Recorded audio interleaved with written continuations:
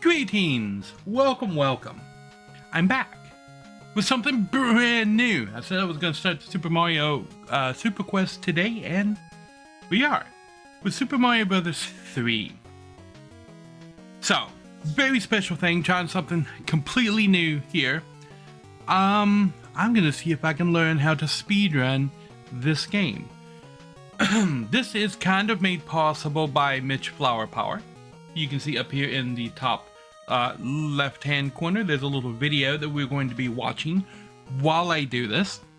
So something that Mitch did a couple, I think like 2 weeks ago now, 3 weeks ago maybe, the start of the month, on like the August 11th, I think. Yeah, August 11th.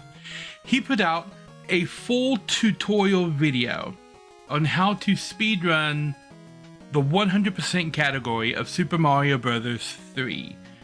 This is an 8 hours and 20 minute tutorial on how to speedrun nearly every stage of this game. I have been notoriously bad at Mario Bros. Games in the past. So I figure, you know what? Let's get good. Let's learn how to speedrun Super Mario Bros. 3 from arguably the best Super Mario speedrunner of all time. Super Mario Bros. 3 speedrunner of all time, Mitch Flower Power. I do have permission from Mr. Flower Power himself to use his video as a kind of tutorial lesson in here. I will be linking to his full speedrun tutorial on YouTube down in the doobly-doo. I don't know if it's there right now. I was kind of under the gun to get everything working before the stream started. That being said, look at all the cool stuff we have on the screen now, right? We have life splits over here, and they work. Kinda, if I yeah, see? So I can turn the life split on, and it'll start counting, and then I can stop it, I can reset it. I don't have any splits or anything actually in there right now. But when I actually get to where I'm going to be doing a run of Super Mario Bros. 3, which is the goal of this thing, right? So we're going to go through, over the course of the next couple of installments, we're going to be moving through this tutorial, learning the game, basically. After that, we're going to step back and we're going to do Super Mario Bros. 1. And I'm going to let the knowledge kind of marinate. And then we're going to come back and we're going to run through the entire tutorial again. And see how much of it stuck, where I need to make improvements and whatnot. And then we're going to go and do Super Mario Bros. 2, the Super Mario, or Super Mario Bros. USA, as it's called in Japan. And then we're going to come back, and we're going to run through the tutorial again, and try and get everything, like, cemented in. And then we're going to go do Super Mario Bros. The Lost Levels, to kind of complete the all-star run.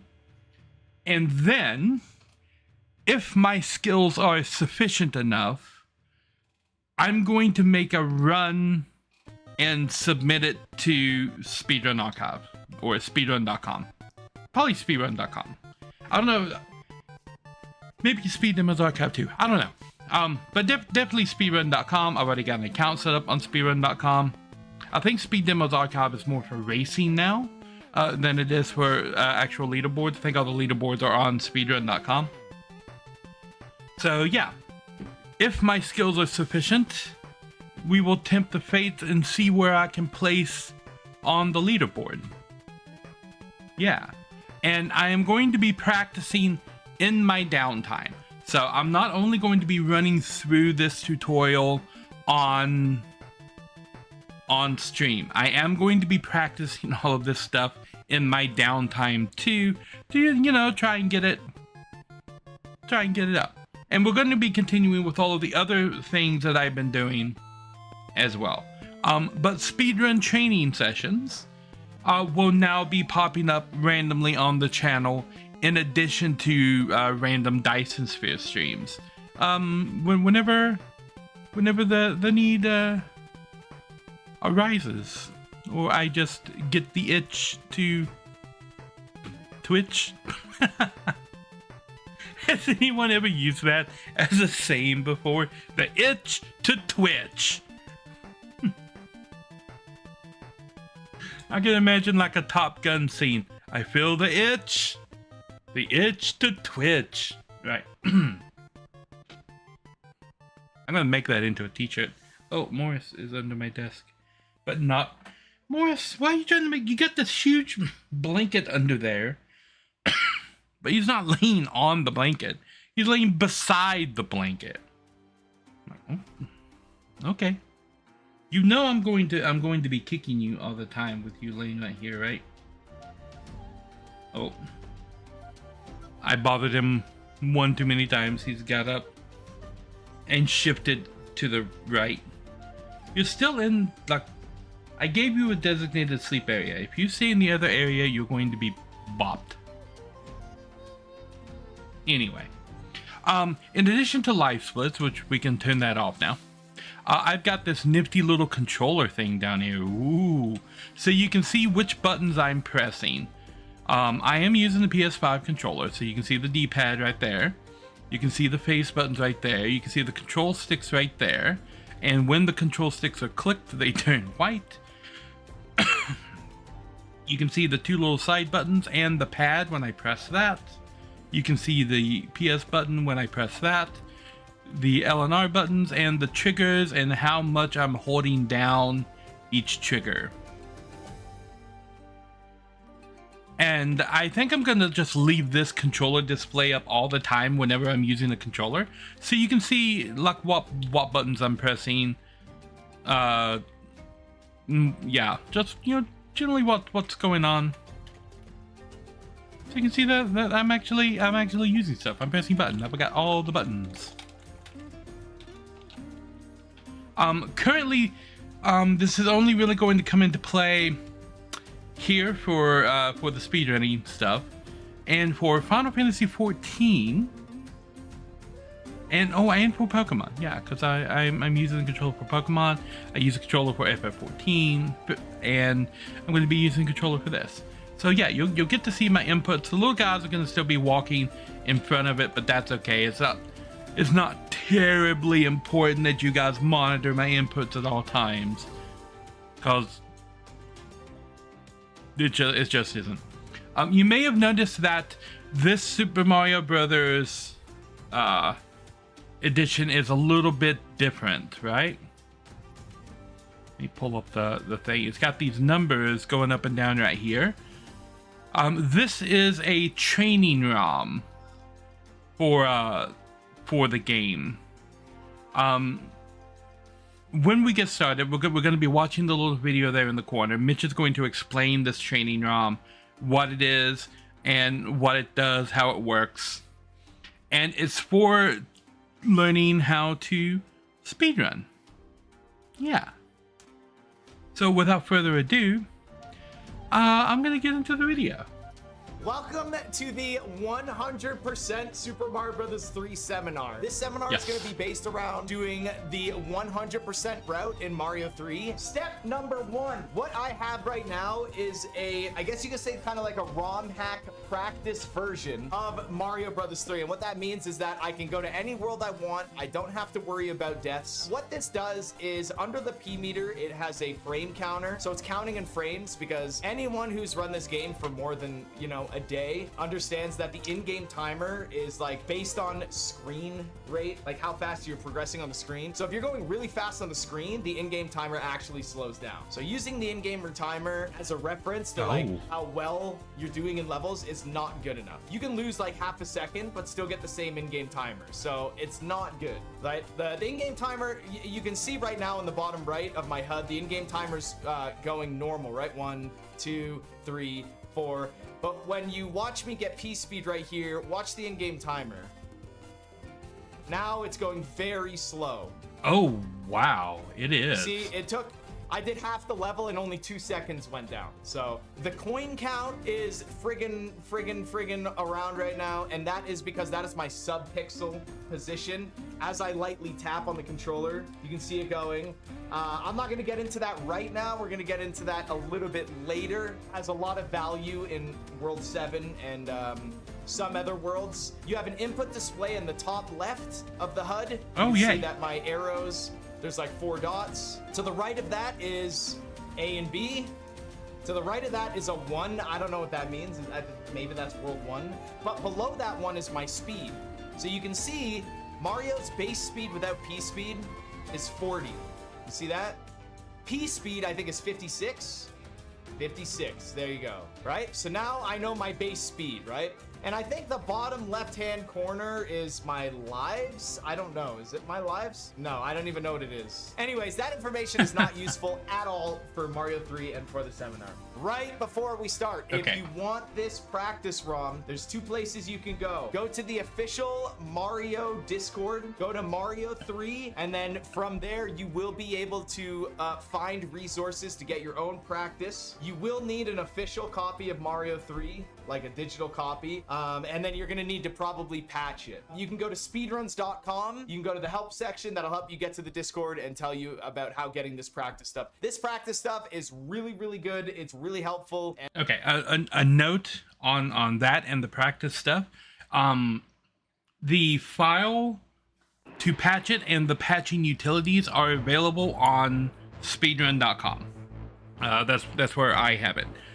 You do need to provide your own copy of the game, and the legalese dancing around and say, oh, you need your own copy. You need a ROM of the game that you can then patch into this ROM hack. There's a lot of ways you can get it. I'm not going to go into detail on that, but you are going to need one. From what I can tell, you're going to need the US version. And the patch that comes with this comes with 3 different patches. It comes with one called a practice ROM that just lets you select the levels. It comes with one called a P-speed hack that puts little dots on the ground to show you when you got P-speed, when you're building up to it, and where you are when you don't have P-speed. So you can track exactly where you are with P-speed as you're running through a level. It would be kind of useful for that. And then it comes with one for the sub-pixel hack, which is the one that I have and the one that he was using in the demo right there. And it'll get you going. All right, so 100% is easily the best category in this game. Like, there's no getting around that. It's way better than warpless. It's way better than any percent no wrong warp, and everything's better than any percent. I don't even consider that a category. That category is like hot garbage. So with this category being 100% for the tournament and for official runs, you are not allowed to do spade card glitch. You are not allowed to skip any levels. You are not allowed to skip any Hammer Brothers. You have to do both the Piranha Plant stages, and you have to do the 3-hand stages. Also, kill Bowser, beating the game, and you need to do all the tank stages and all that stuff. So, if you are in the Mario 3 100% tournament, and you accidentally skip a level, you will be penalized a lot of time. You are going to be penalized either the maximum amount of time that the longest level takes, or the longest level plus an additional like 25 seconds, something like that. It doesn't matter. Do not accidentally skip a level in 100%.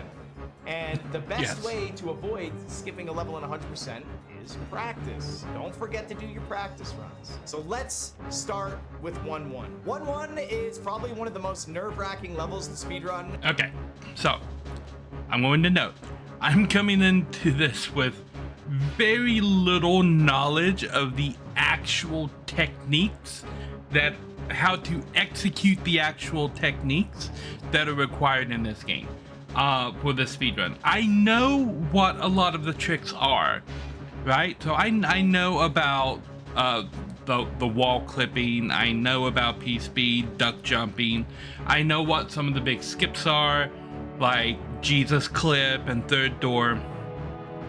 But when it comes to actually performing said techniques, I do not have that knowledge just on hand. In a tournament setting, like from my experience, GDQ and racing, and obviously just straight up speedrunning. There's a couple ways to go about it. It's fairly easy. In the 100% route, you want to stay as small Mario because you can get a free power-up in 1-3 or you get a free power-up in 1-4. It's your choice. Because I'm at a much higher tier level, I get a very difficult power-up in 1-3, but we're gonna get there. So with 1-1, if you bounce your head, you can actually get a turn back over the plant, and you essentially just use your jumps forward, go up to the clouds. I think everyone knows this level pretty well. There's a couple ways that you can do this for nerves.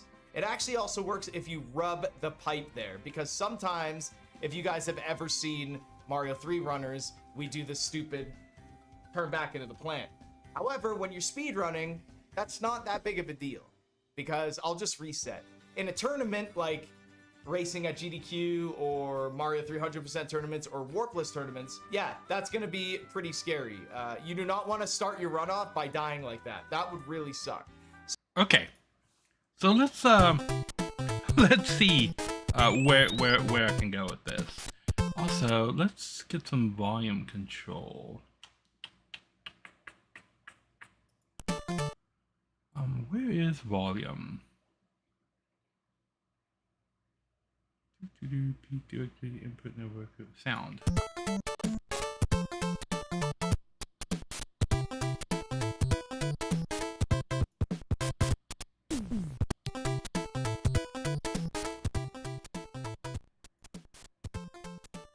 There we go. Okay.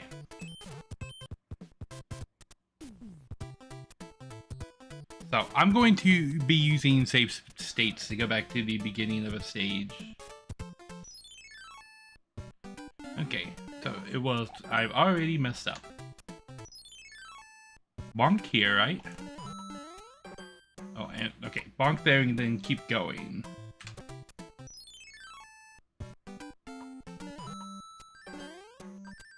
Okay, and that's the rub the pipe method. But then he was talking about a turn back that you can do. So you bonk, turn back. Oh, I see. It's just a brief turn back. You gotta keep the forward momentum.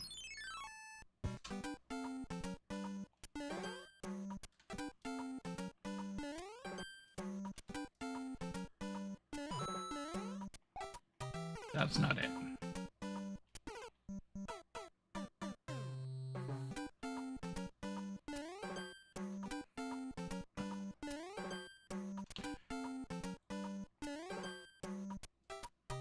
Oops.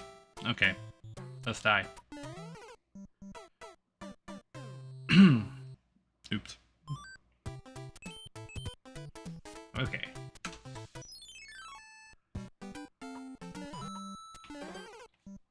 That's what he's talking about, the turn back into the plant right there. Okay. Let's see if I can get this down.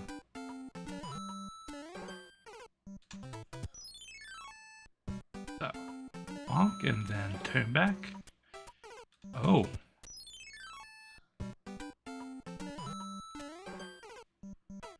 So you need the turn back, but you gotta do it closer to the plant.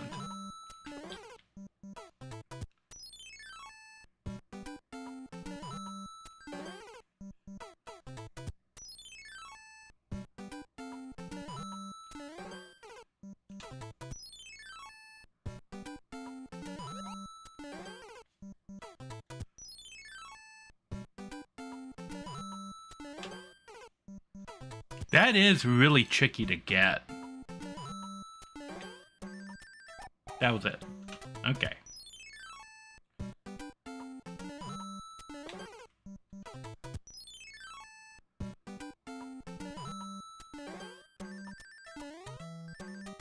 Okay. So I'm getting it sometimes.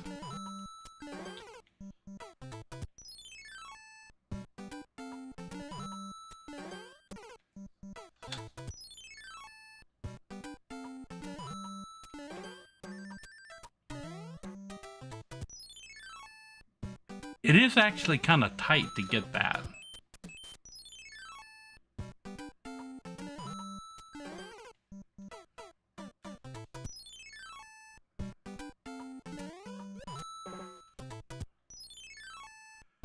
Rubbing the pipe is far more consistent, it would seem.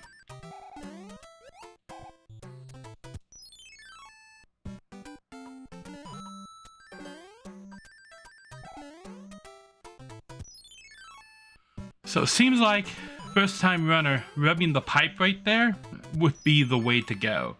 Get full P speed and then rub the pipe. Or actually right before you get full P speed, it looks like.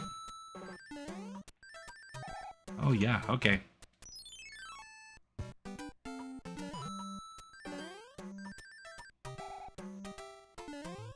Okay. So back to the video. For Mario 300 just reset. However, when you're speedrunning, that's not that big of a deal because I'll just reset. In a tournament like racing at GDQ or Mario 300% tournaments or warpless tournaments, yeah, that's gonna be pretty scary. You do not want to start your runoff by dying like that. That would really suck. So I would say in a tournament setting, rubbing the pipe is actually really, really good. It's a little bit slower, obviously, but it's listen, your opponent is always going to make mistakes. Your opponent's never going to play perfectly, and you're never going to play perfectly. What you can do is capitalize on your ability to avoid making mistakes and play an extremely consistent game. I think some of the most consistent players are the players that win the tournaments the most. Now, when rubbing your body on the pipe, you do not want to rub hard into the bottom corner and then jump. And let me show you what happens if you do that. If you rub hard you hit into the corner, plan. I did that exact thing. So there's like a good ground here where you can like kind of jump into the side, like right there, probably like the side of the pipe right there, maybe a little bit lower. You can even run into the bottom. Just don't dig deep into it. There you go. Just don't rub too hard into it. Now, if you are afraid of being small Mario in 100% and you're afraid of side jumping into the clouds here with the Koopas, because sometimes you can side jump into the Koopa and you can die. That can be really, really bad. You can opt out for another slower strat where you stay at the bottom here. And what you're gonna wanna do is you're gonna wanna jump to these blocks, which is pretty easy, then jump to these blocks. And you can just do a full jump from here. And that jump is going to take you right into this corner. And then you can just side rub and then go. It is actually really safe. You will be behind by a few seconds of your opponent. But again, pretty consistent. It helps, right? You just get into the corner. You might lose P speed. Not a big deal. So let's say you took that route and let's see what kind of time you get. Right, 21:25. So you'd already kind of be behind your opponent by like a good couple of seconds. So that was about 25 something. So let's take a look at the normal level. If I remember correctly, it's like 17 or 18 seconds or something. Very... Okay. Let's give that a shot.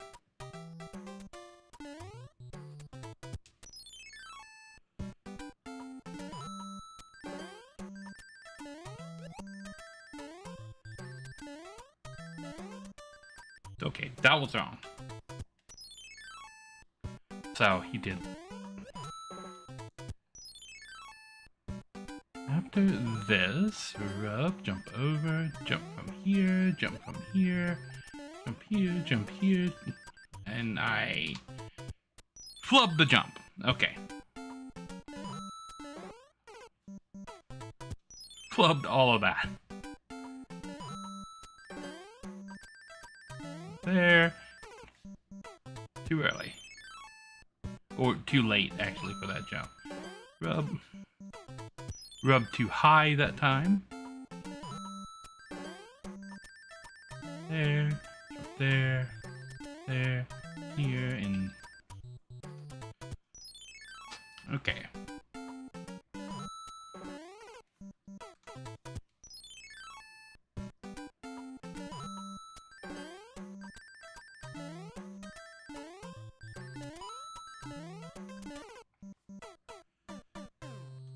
Okay. Getting the right area. That's completely wrong.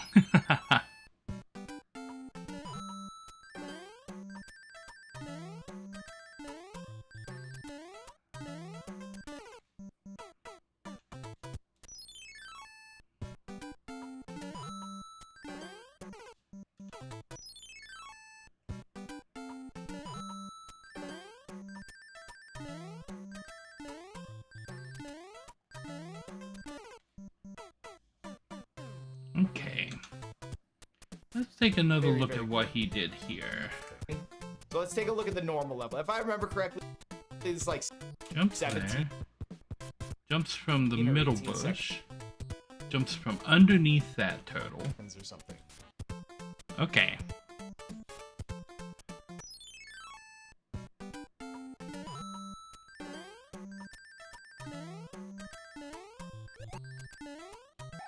Okay, and that puts me, so I can't hit that Goomba, it puts me way too far off.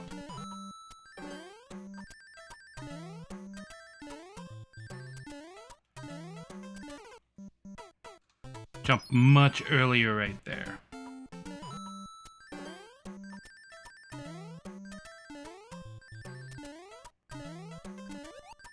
Here we go. Hitting the turtle will put you in the hole. Right, so do a shorter jump.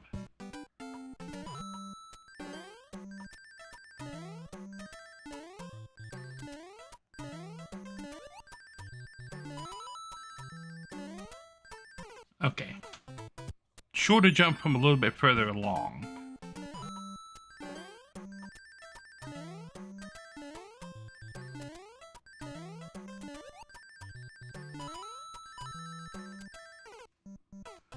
Okay.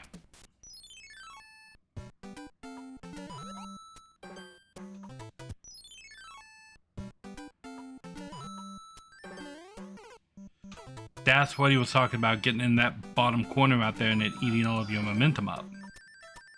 Short jump there, jump, short jump, jump, jump. Okay.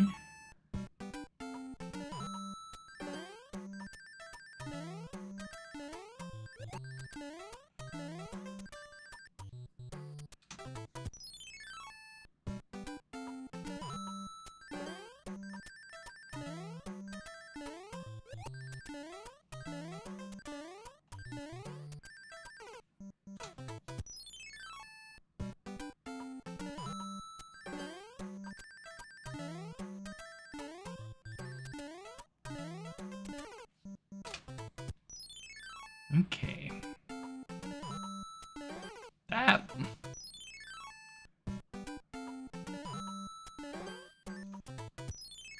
I will get this.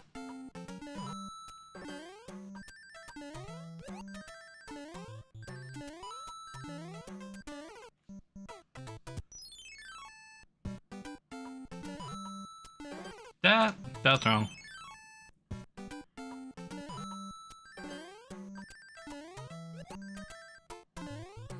Okay, lost P-speed there.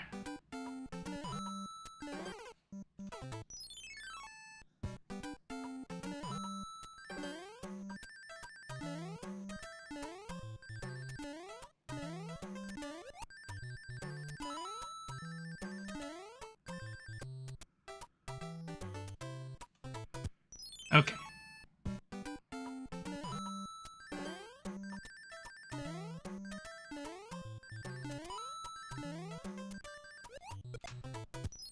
Didn't hold the jump button long enough.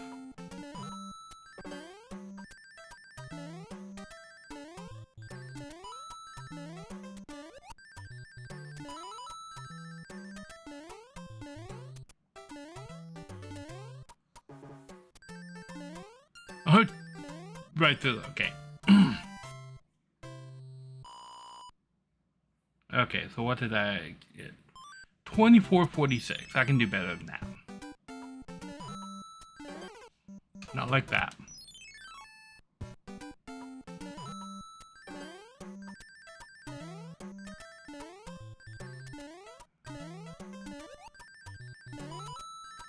Way too early.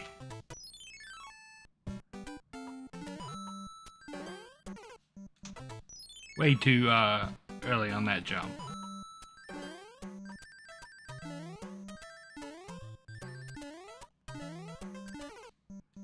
I was way behind.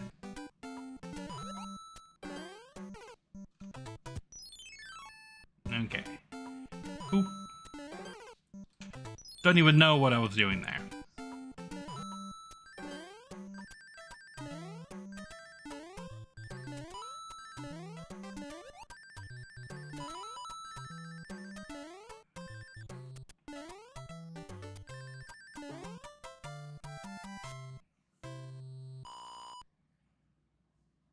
Okay. 2129 is my score to beat. And I know where I can beat it. Okay. I bonked right there.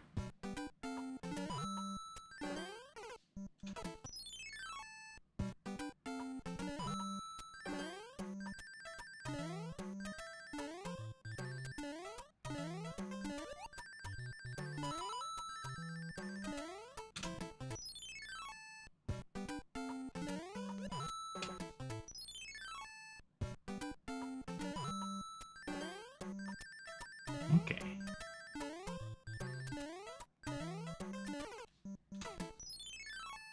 I was too late on that jump. Bonk the Goomba. You have to clear the Goomba. I'm jumping too early.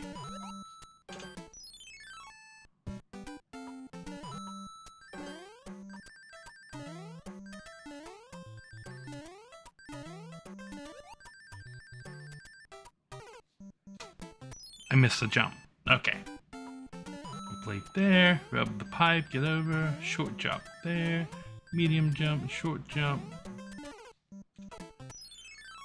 Way too late. Okay. That.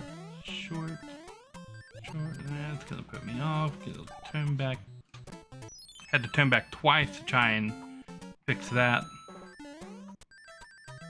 Up there. Up there.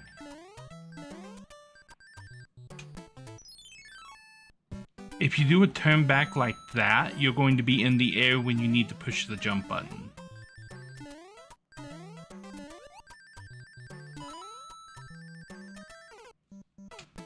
Yeah, I jumped a little long there.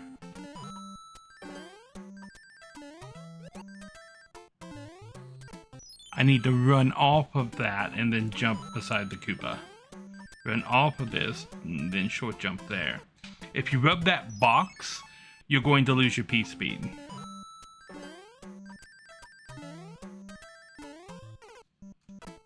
Gotta do a longer jump there.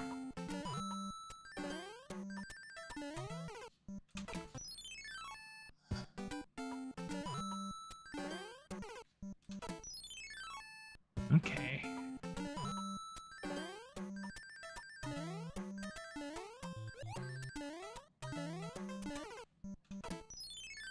Bonking the Goomba, put you in the wrong place.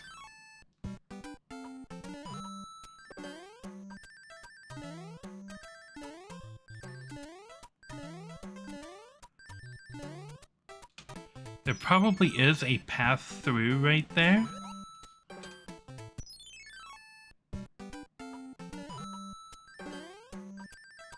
But I think it would be more luck than anything to get it.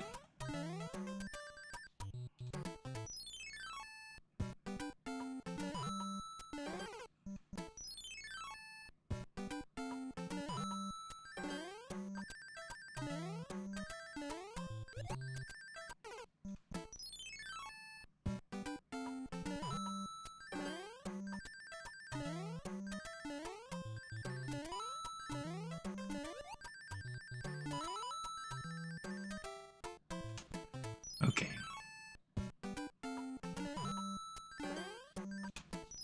I need to look at which cloud that I'm coming from.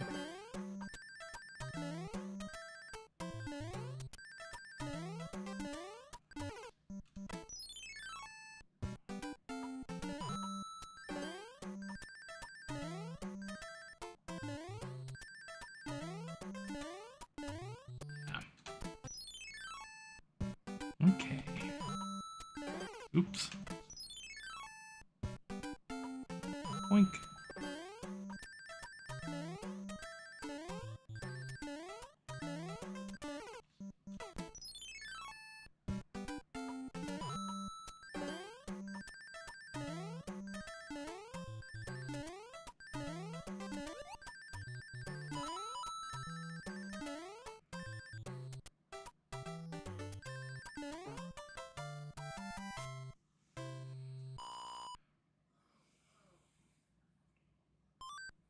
$21.27. Okay, versus a $21.29. My major problem right now is I'm landing on top of that green square in front of the green pipe near the end of the level.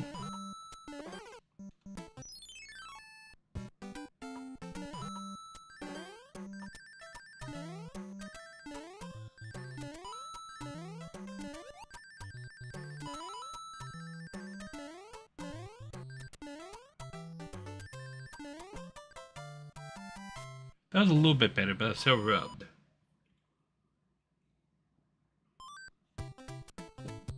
Okay, 21.22.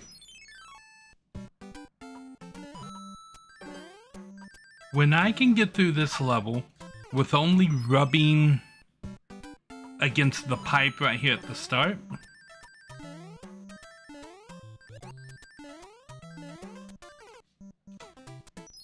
that was horrible. Okay, so bonk.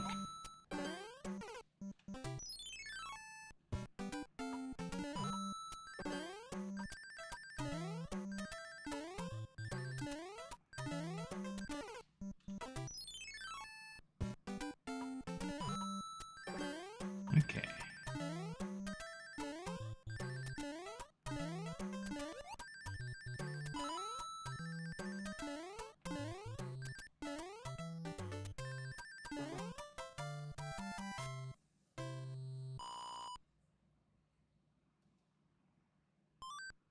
$21.32. Okay.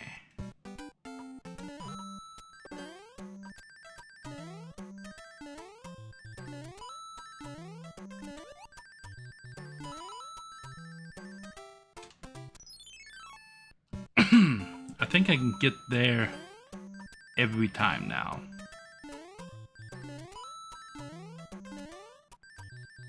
I missed the turtle. Okay.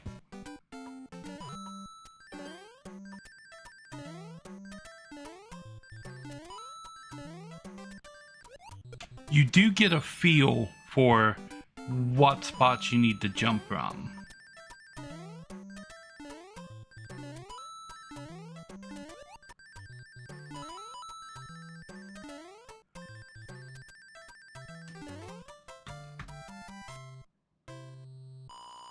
Okay. 2022. My best time so far, 2022. So using that slower method, you can get a 2022. Now let me see if I can repeat the 2022.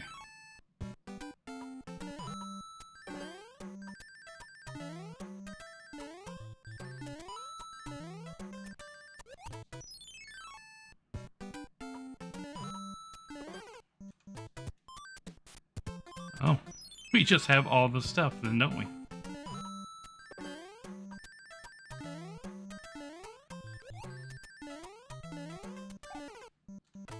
That was horrible. Bonk. Rub the pipe. Short jump. Long jump. Short jump. Jump at the first bush. Bonk. Clear the Goomba. Rub the pipe. Clear the plant. Short jump. Medium jump. Short jump. First bush. Corner. I missed the total.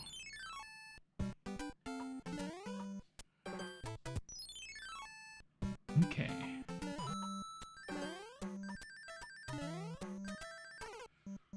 I clipped through that block. I wasn't expecting that.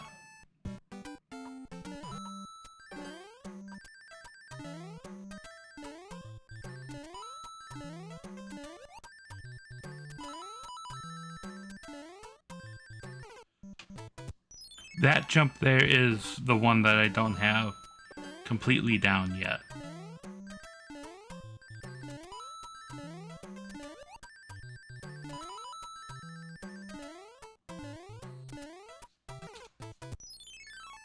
Okay.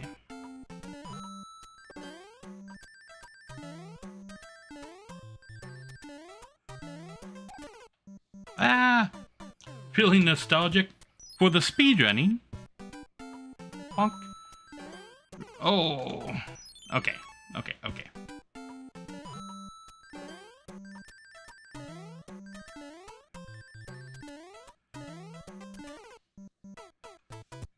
For Mario?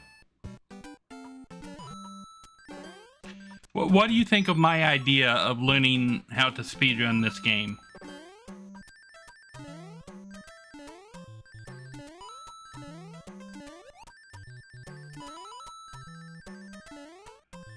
Oh. Okay.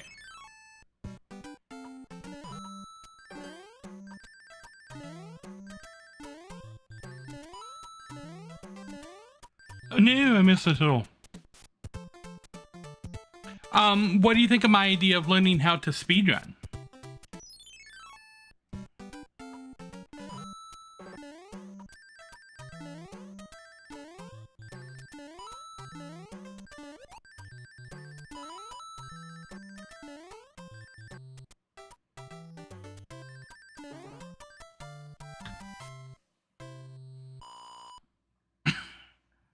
Yeah, it's pretty fun.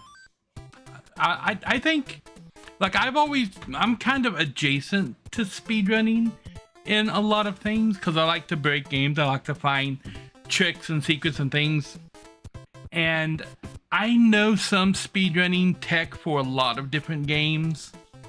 And I have even done some, like, I guess you would call it like a poor man's speedrun of like Mario 64 and Super Metroid.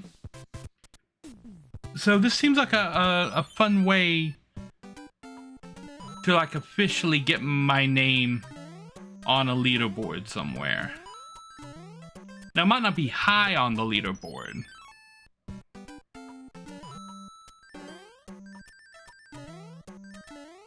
Because a lot of people. I did, and I was notoriously bad at Mario. Which is why I kind of wanted to do Mario 3. And then when Mitch Flower Power put out his, like, this is how you speedrun Mario 3 video, I'm like, oh, this is perfect.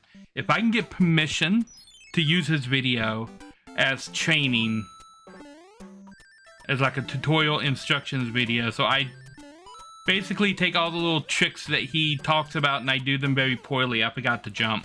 I don't know why I thought that would work without jumping.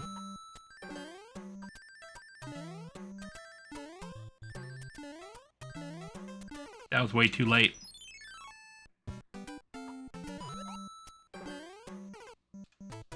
I hit the Goomba, I didn't get the P-Speed.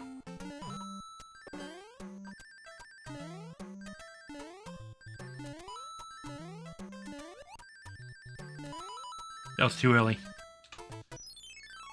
See, and you do rather quickly start to get a feel for when you've done the moves properly. I clipped the box right there, so I'm going to be off on the turtle. Yeah.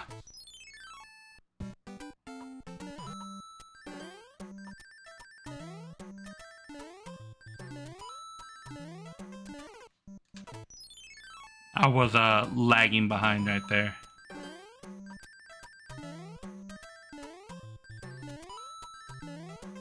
Yep, lagging behind right there. So it's all about where you are, and this jump right here is messing me up. Because you have to hit that platform. I jumped way too far that time. So you have to be going full speed to clear that Goomba right there. And then, while you're going full speed, you have to rub the side of that pipe to get the clearance to get over the piranha plant. And then here you run off onto here, and then from right here you make a small jump That will put you right between these boxes right here.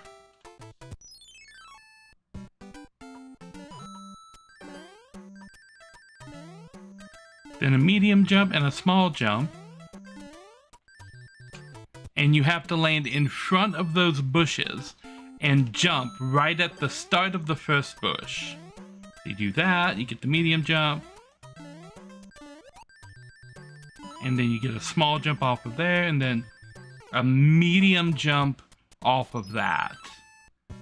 So up and over, rub the pipe over the plant, jump here, medium jump there, jump at the first bush, jump at the corner, jump at the end, small jump, and then just like that. Bam. That should be a 2022. That's exactly what I did the time before. 2027. So right there in the ballpark. Rub that, jump here, jump there, jump here, there. I missed the turtle. So I was a little bit behind right there.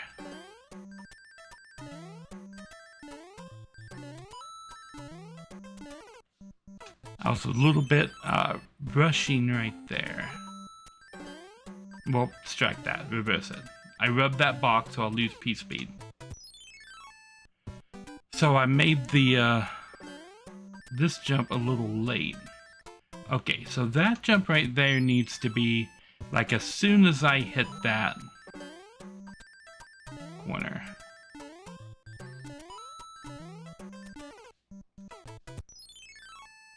Okay.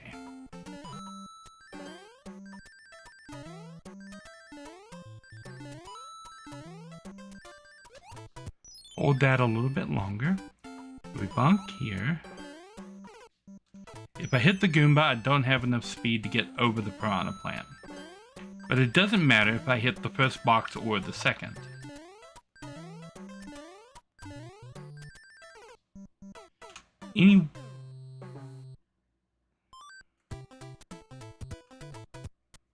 There we go. Anyway I look at it, missing the turtle is bad.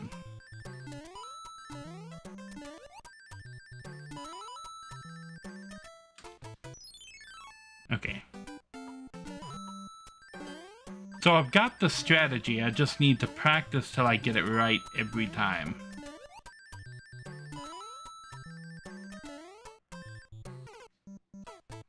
I think I can do that with 2 small hops.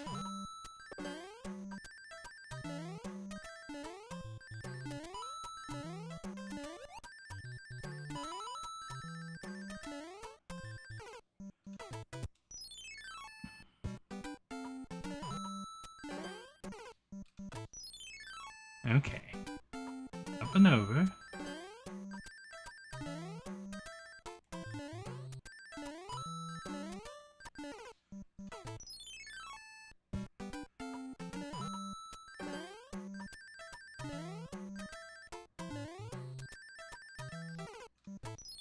I'm just making all of the mistakes right now. Boink.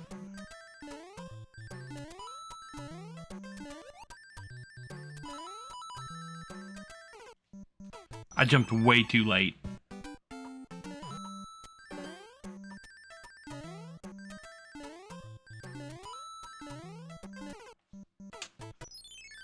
I was too early.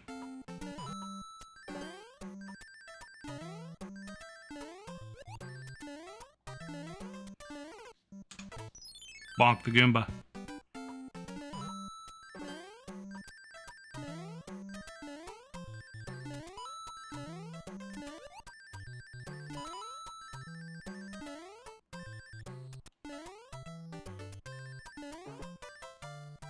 Now that's gonna put me at like a 21-25-ish, 21-30. Yeah. So if I end up going over like that, it's gonna add a full, look, that's just horrible. It's gonna add a full, like, 100 milliseconds to the...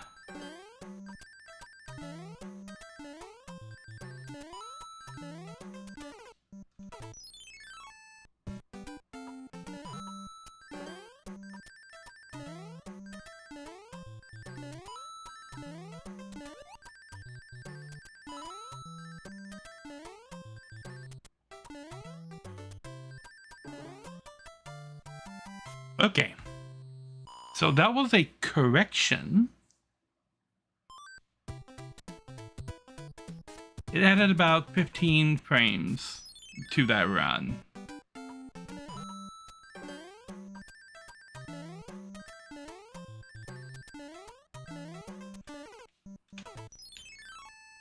I thought I had missed it. Oh, that's just wrong.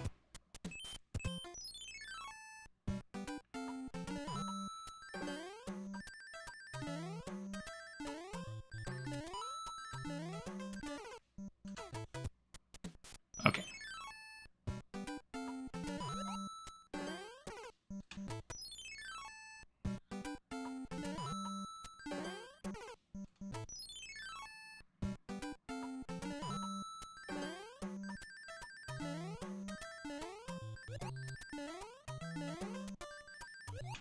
Okay, if you turn back, you don't have enough momentum to get to the top.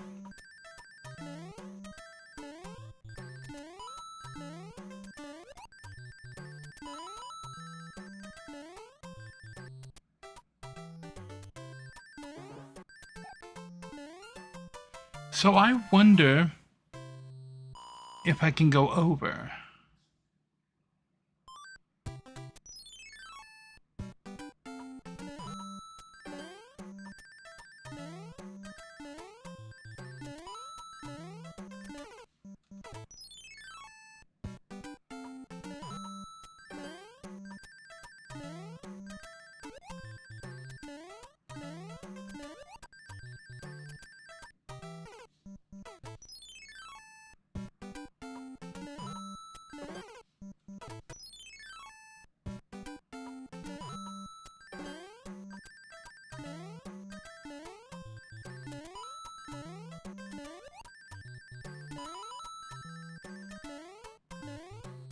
I cannot.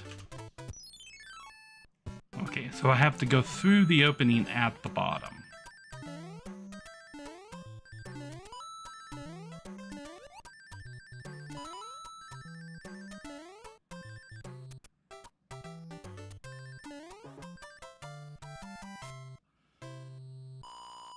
I lose almost a second by doing that.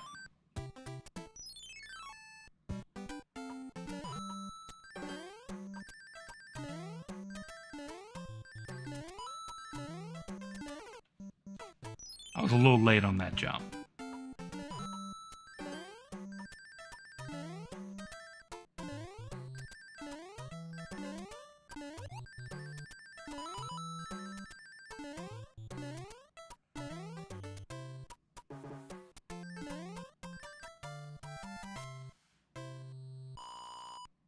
Okay.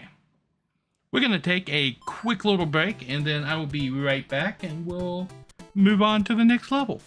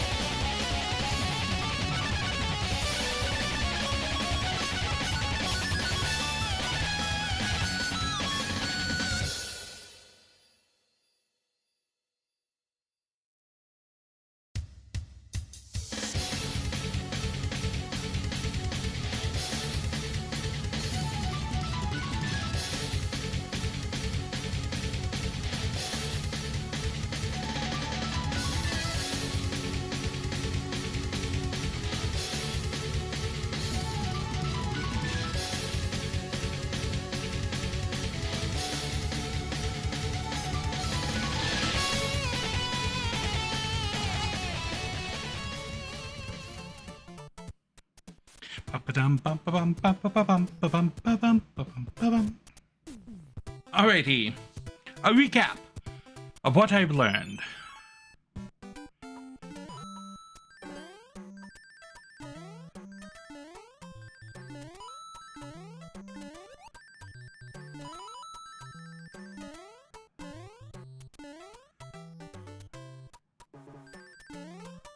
Sloppy and not my best.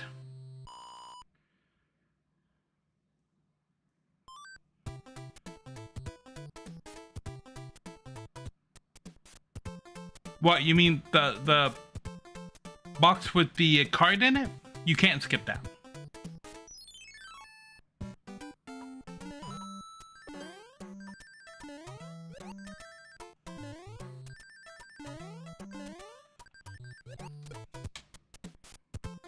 Yeah, you have to hit the card box in the level.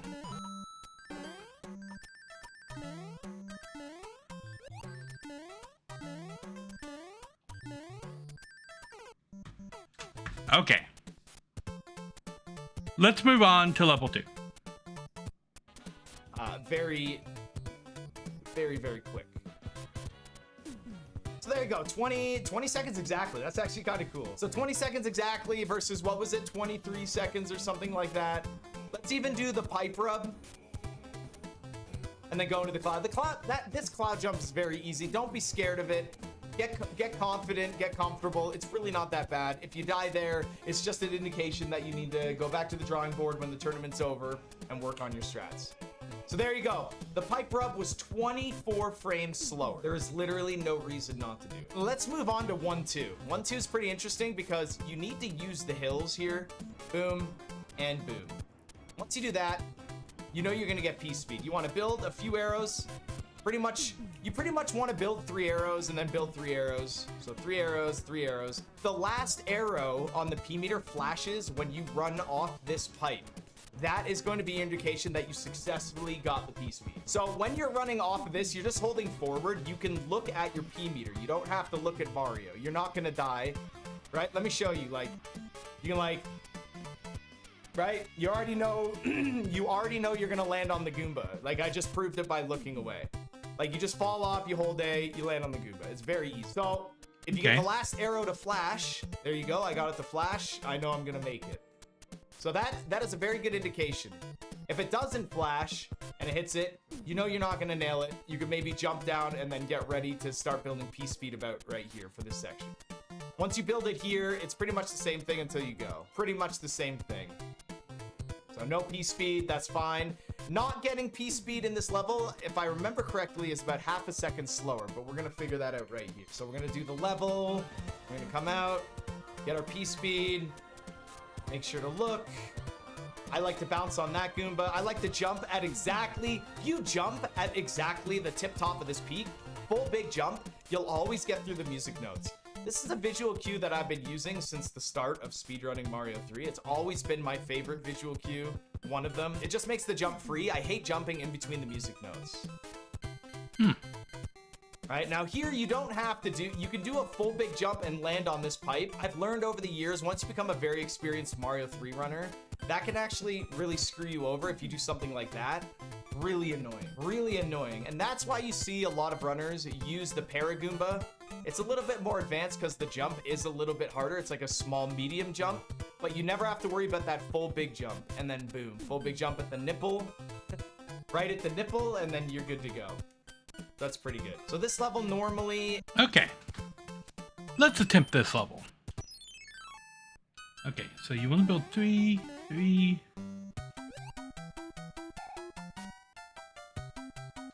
Okay.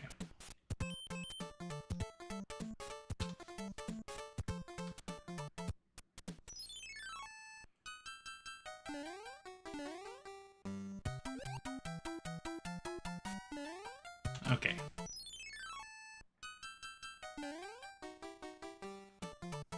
So it looks like it's a small jump right there.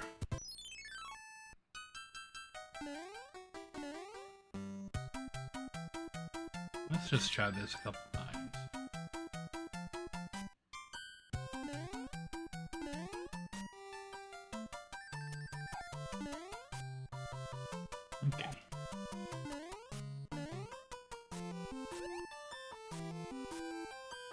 Almost got him.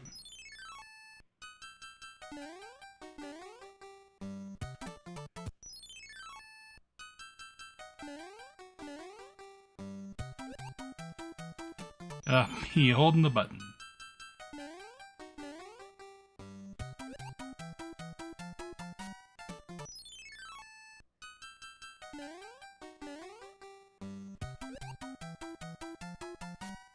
Okay.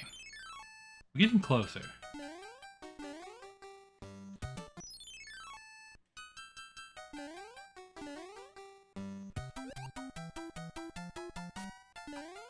Okay.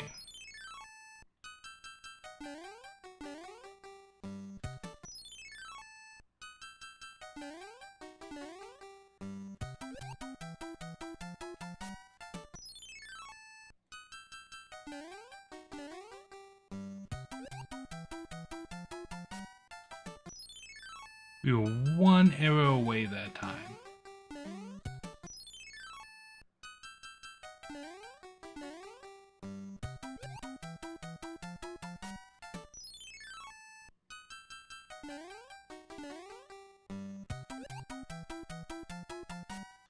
Two arrows away.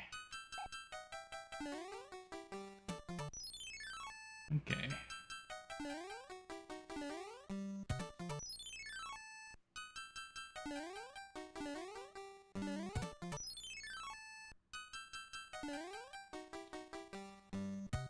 Okay, does he do a turn back? Is then your whole bit's going, and actually really I've learned over the years, once you become a very experienced Mario 3 runner, that can actually really screw you over if you do something like that.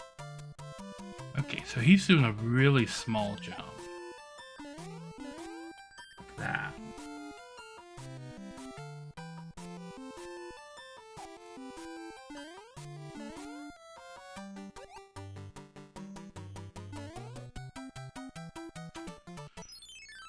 Okay.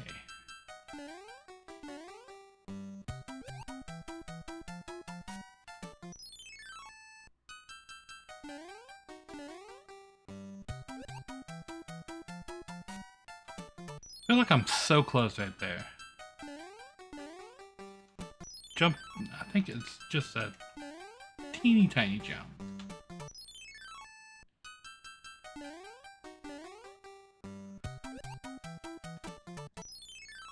Okay.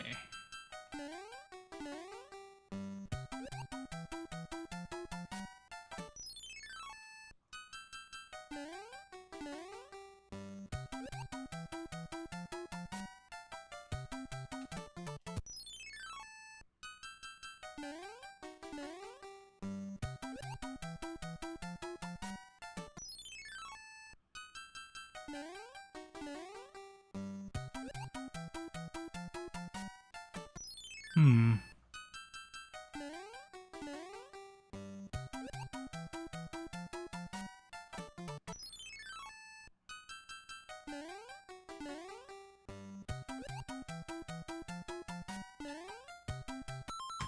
Okay. Look at what You can do a full big jump and them. It just makes the jump free. I hate jumping in between the music notes. Right, now here you don't have to do, you can do a full big jump and land on this pipe. It just makes the jump free. I hate jumping in between the music notes. Right, now here you don't have to do, you can do a full big jump and land on. Hmm.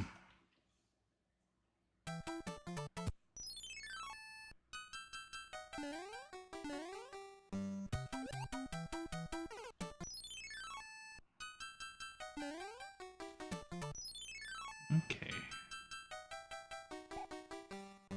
So you don't get the third blip.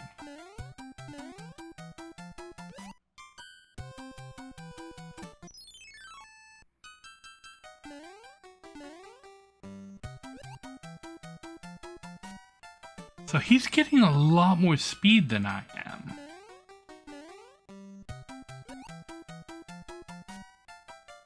So if you hold down the jump button, you lose P speed on the ground.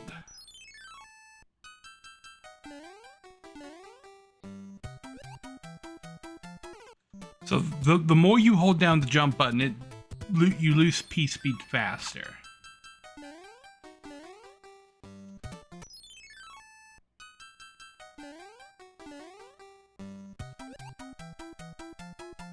Yeah, much faster. No, okay.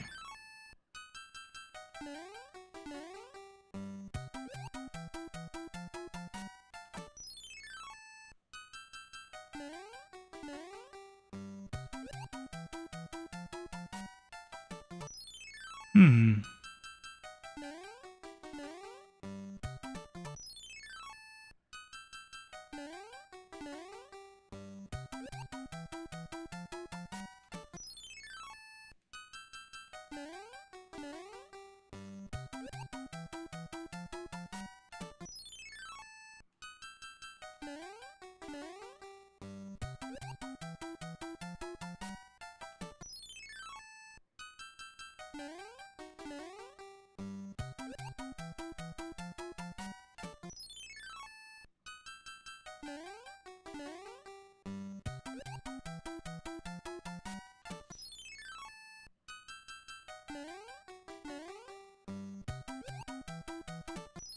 Okay.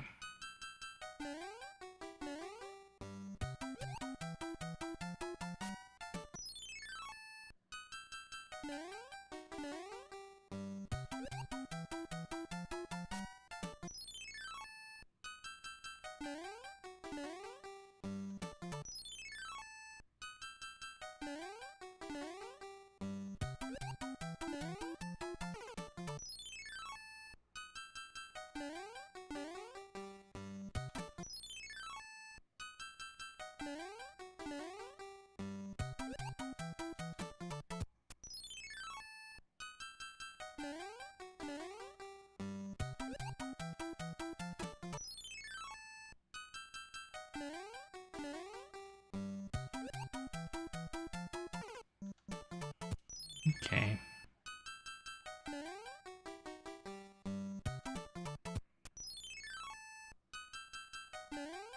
So you can't just look at the P meter. I think he's wrong about that. You need a visual indication of where you need to jump in order to make the next jump. Because you can't just make a normal jump. If you make a normal jump, you skip this platform altogether. It has to be a very, very tiny jump. And then it has to be the same jump to go from here to there, just held a fraction of a second longer. So like this is more complicated right here because he's not giving clear instructions on exactly how to do this.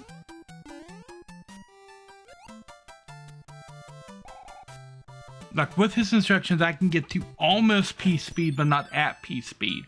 So there's something else about this.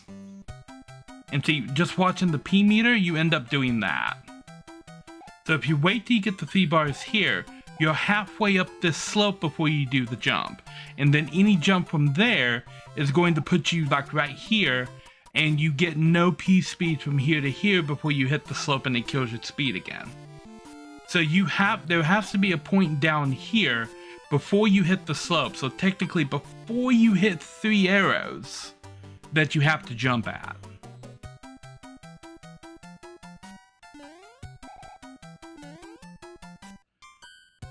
So I think instead of looking at the arrows, you should be aiming for a specific spot on the ground.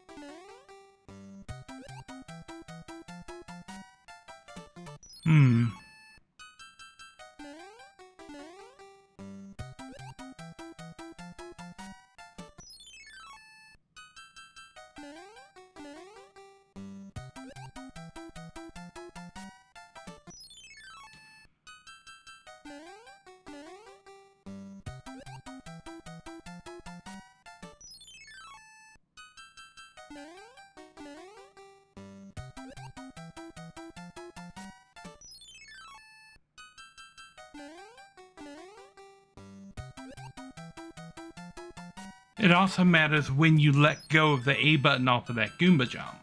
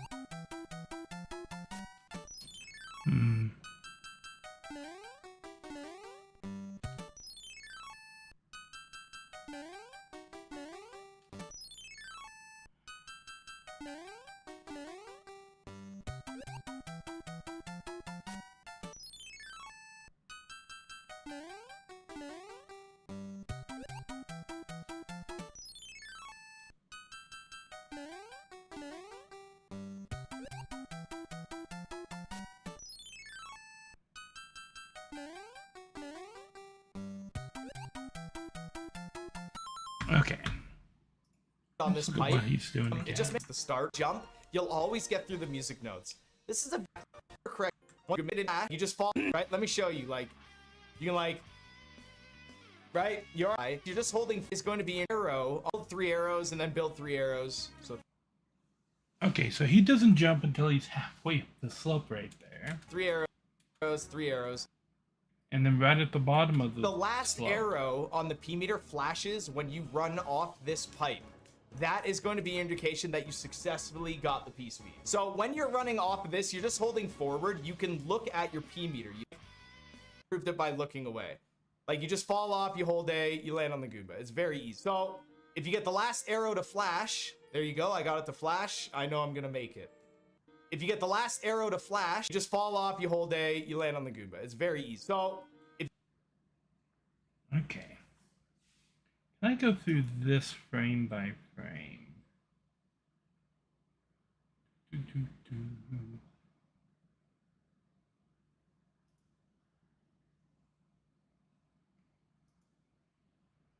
Okay.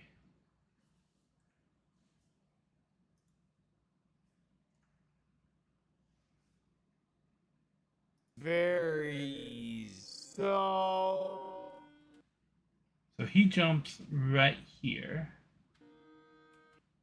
and lands right at the edge. Did you get the last and jumps. Okay, so that little line right there is the trigger to jump. arrow to flash?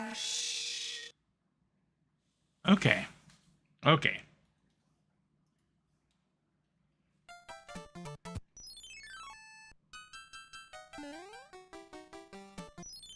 So I need to practice jumping from here and landing right at the edge of that.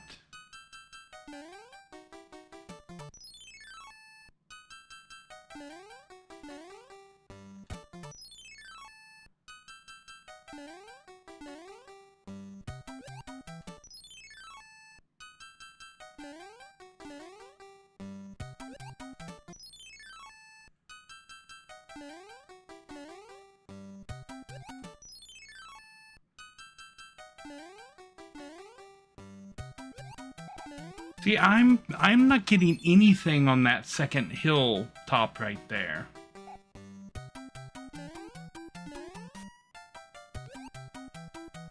Okay, so according to what he said, that would have been it.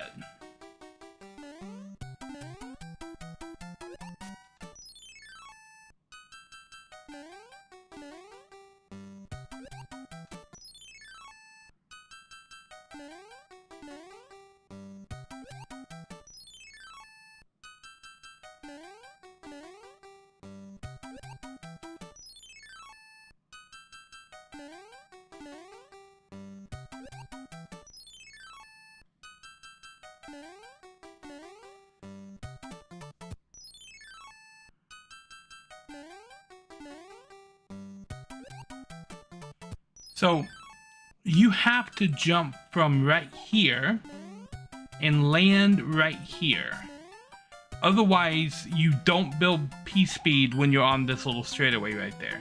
And then you have to jump from right here and land exactly right here, or you won't have enough room. So you have to make those two jumps exactly.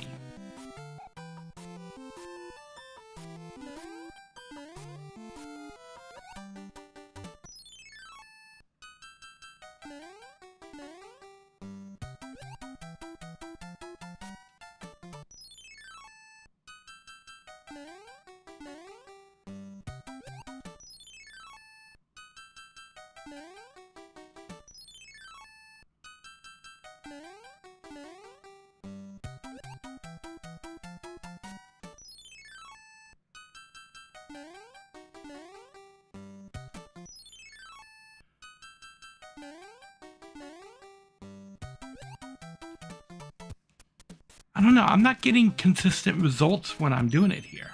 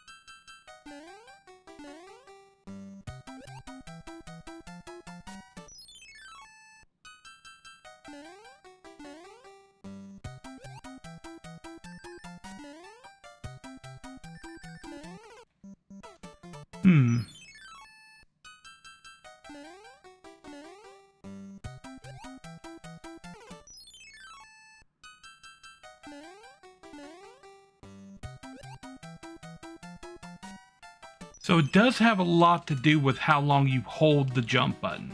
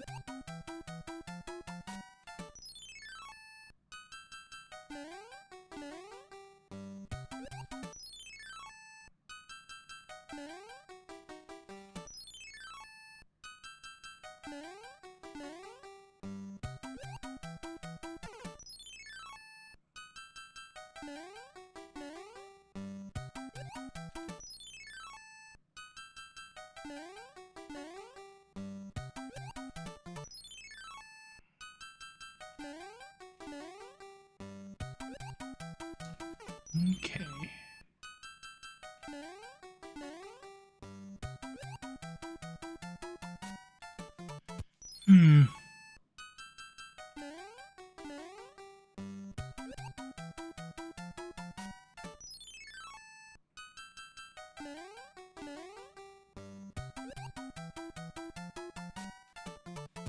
I don't know, this doesn't feel consistent at all.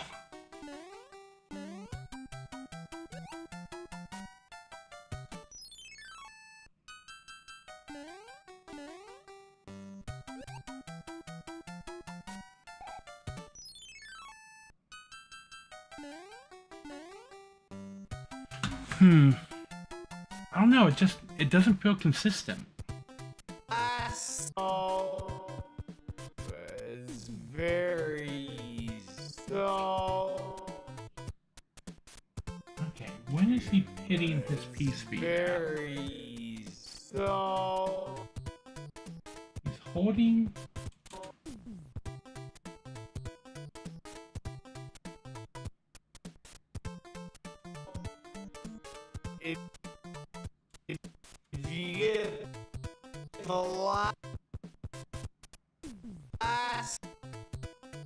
arrow to flash. There you go. I got it to flash.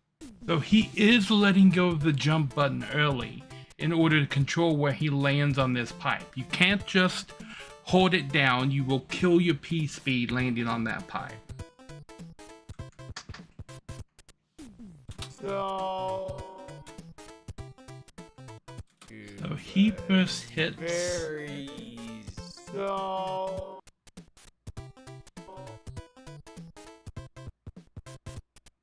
he's jumping right at that marker on the ground. if you get the last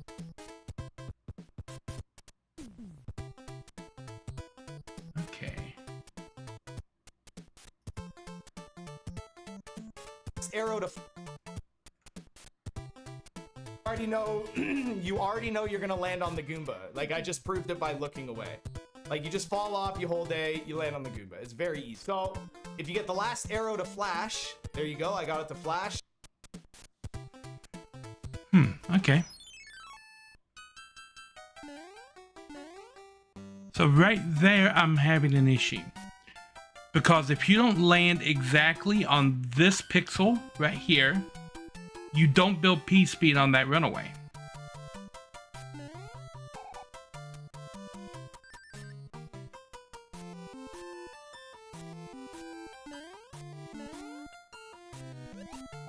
And see, and that was nowhere close.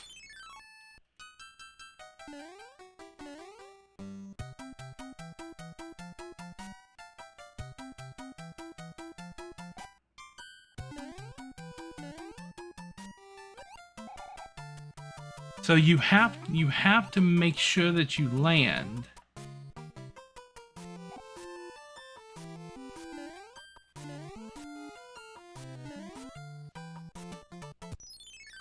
So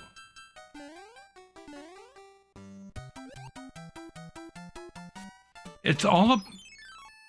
Okay, I completely disagree with his assessment that you need to watch the P meter.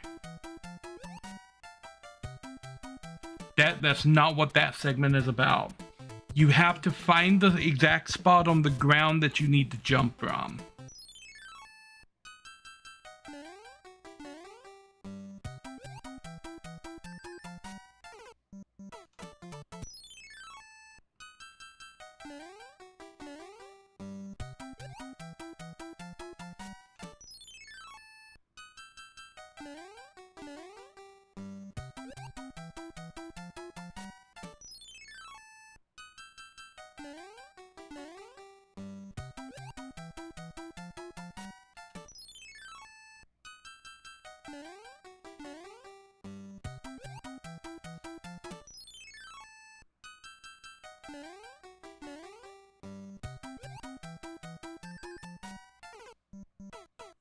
Yep, okay.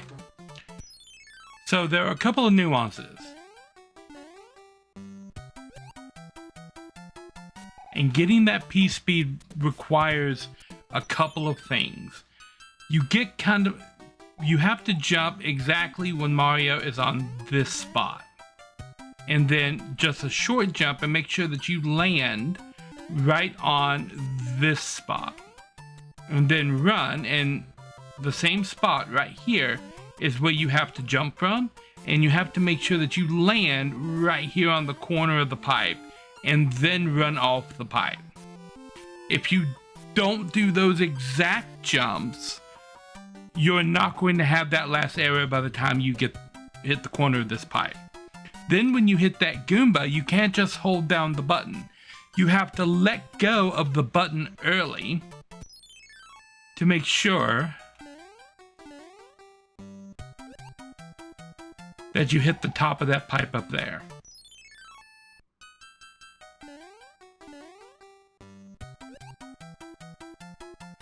And you have to tag that top pipe right on the corner as well.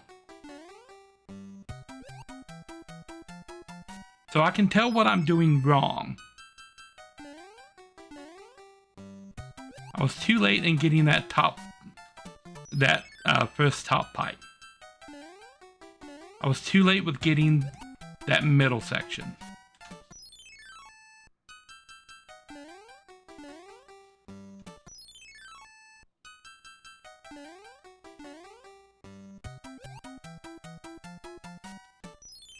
Okay.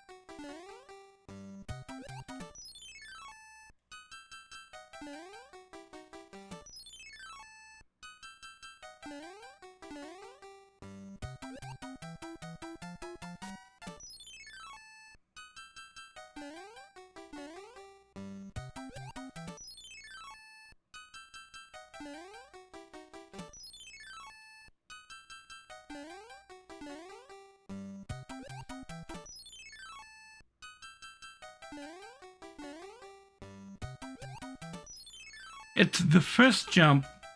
It's this section right here that I'm having problems with. Because if you land anywhere on this second bush right here, you build 0 P speed while you're on this straightaway. The only way you can build P speed is by landing in front of this first bush. But you have to do that jump while already having 3 of the P speed bars from here. So you gotta jump from here to here while running at half full speed. That was too far. That would have done it.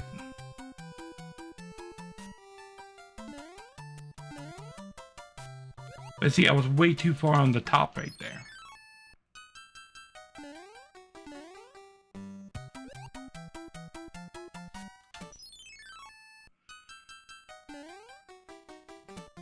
So what I'm learning about P-Speed is you can only start building P-Speed immediately when you hit a platform if you hit the platform perfectly on the corner. It is frame perfect to hit the platform to start building P-Speed. Otherwise, you're going to be 3 or 4 steps into the platform before anything happens. Like that. The second platform ate all of the P-Speed because I didn't land right on the corner of it.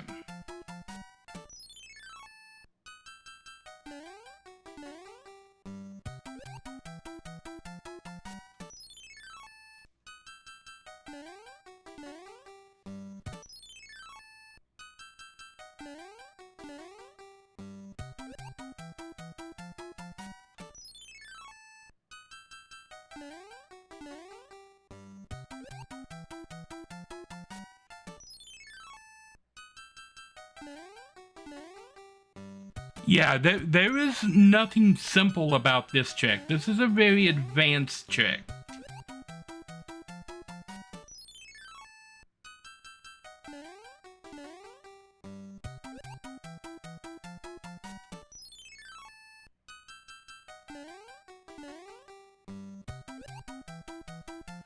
He's demonstrating it, but he's not explaining it well.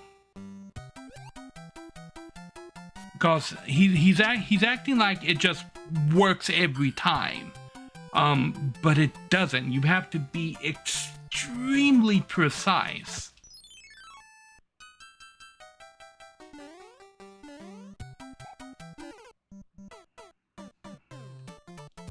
I mean, it works every time if you've done it 1,000 times and you know exactly where to jump at.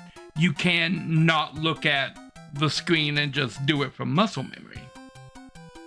I mean, that's true of a lot of things.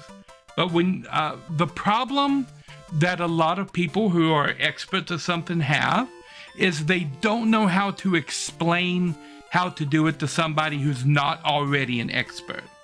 So his explanation would work great for someone who's already a speedrunner and already intimately familiar with how all the mechanics and everything works.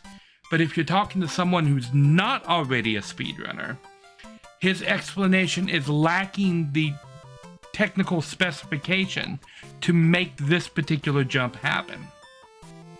He says, run till you get 3, then jump, run till you get 3, then jump, and then you should have the full at the edge of the platform. But if you do that, you get this.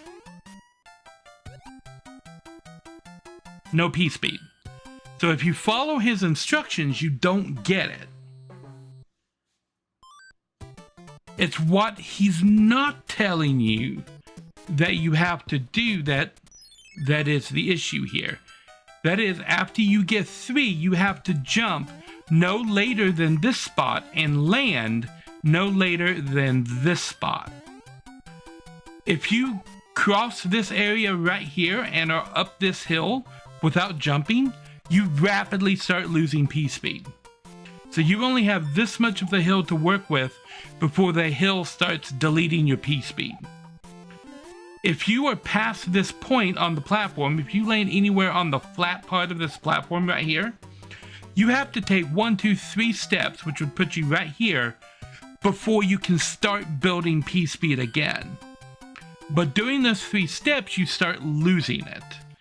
So you'll gain 3 arrows here. You'll lose all of your arrows on this platform if you land right here.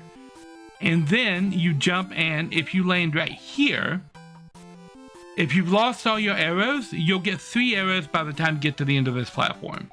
If you've got all the arrows and you land right here, it eats 3 of your arrows before you build 2 of them back from there to there. So you have to understand those mechanics, and that you have to land right at the corner of the platform in order for it to work.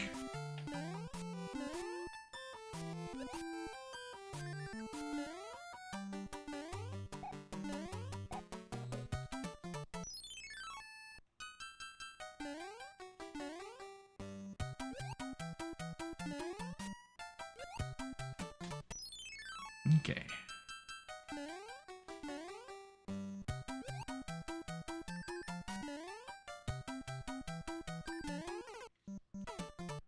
And then there's getting the jump off the second platform.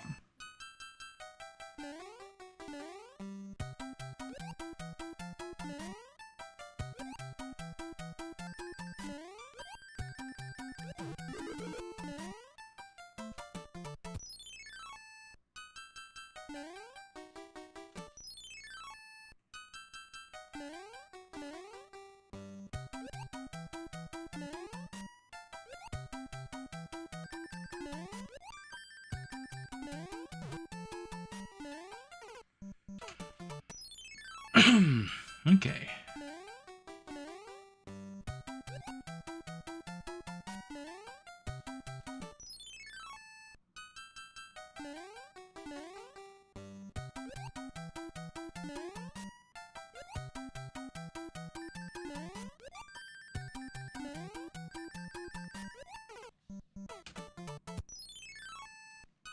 Okay, so you can try for the P-speed there, but it seems the much more reliable option is just do it right here.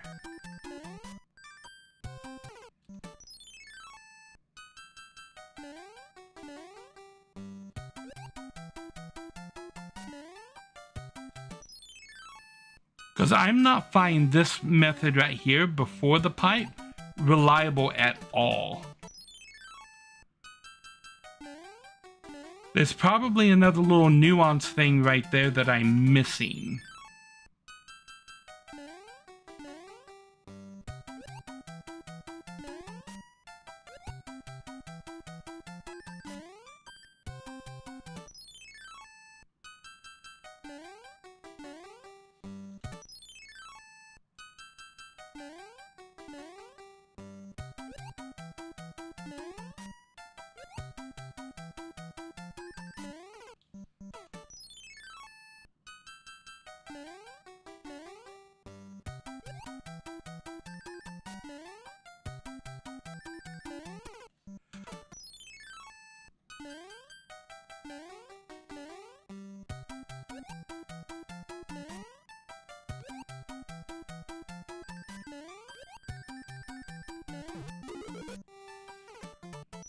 And then I don't know the path for keeping P-Speed through this level either.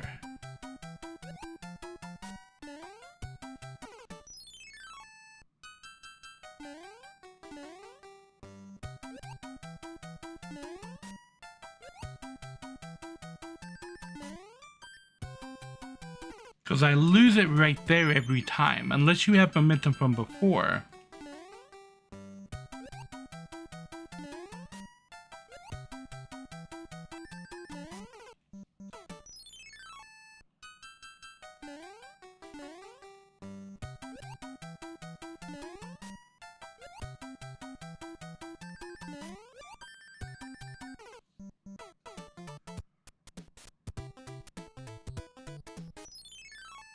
Yes.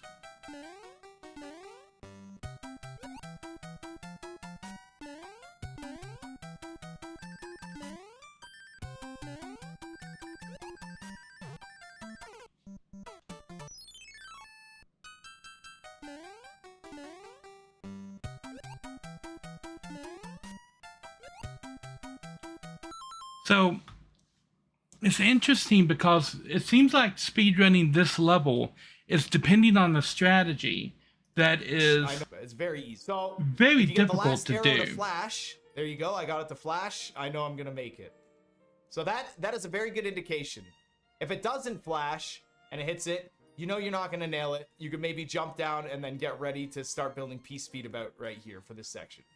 Once you build it here, it's pretty much the same thing until you go. Pretty much the same thing. So no P speed, that's fine. Not getting P speed in this level, if I remember correctly, is about half a second slower, but we're gonna figure that out right here. So we're gonna do the level, we're gonna come out, get our P speed, make sure to do the level, we're gonna come out, get our P speed, figure that out right here. So we're gonna do the level, we're gonna come out, get our P speed, right here. So we're gonna do the level, we're gonna come out, second slower, but we're gonna figure that out right here. So we're gonna do the level, we're gonna come out, it's about half a second slower, but we're gonna figure that out right here. So we're gonna do the level, we're gonna come out, get our P speed.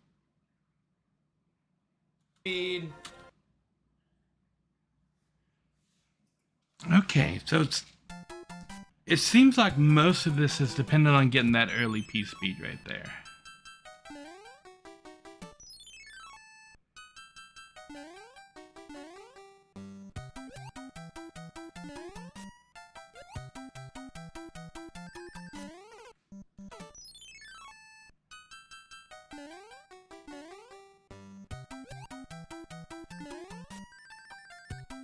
Okay, so you have to jump to the top of that pipe with the early P speed.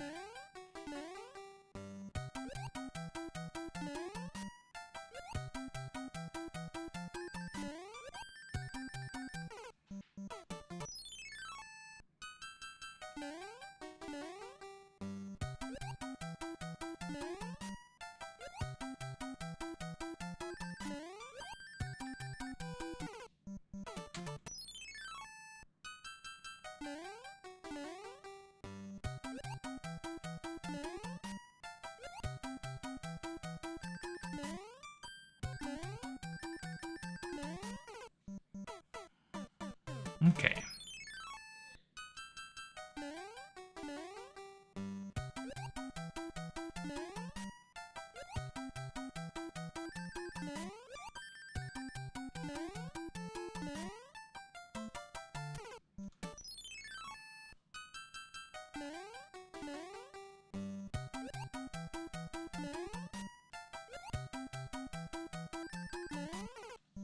Okie dokie.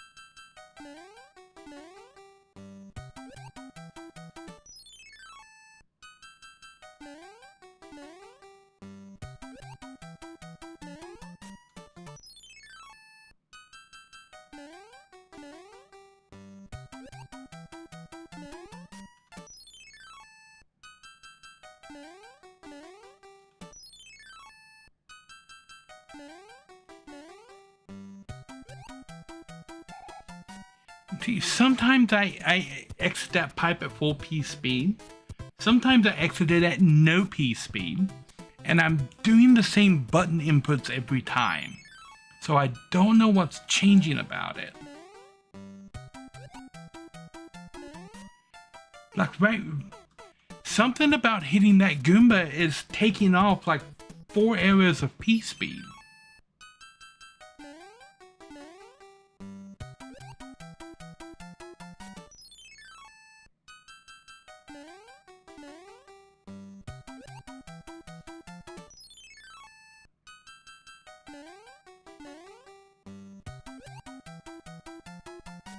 And see, that time I hit the top of the pipe with no P speed buildup.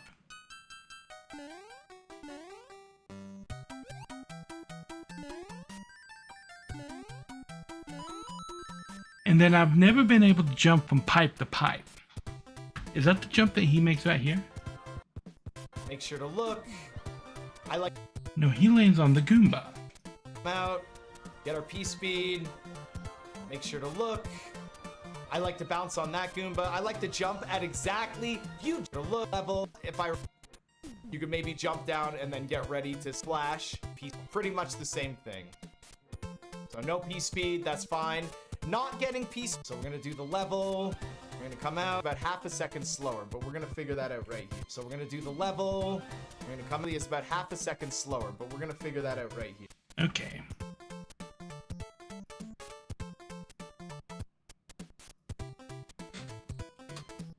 So we're gonna do So he jumps at the spot I figured out. level. And he lands at the spot I figured out. So you have to do that jump from this spot to that spot. Exactly.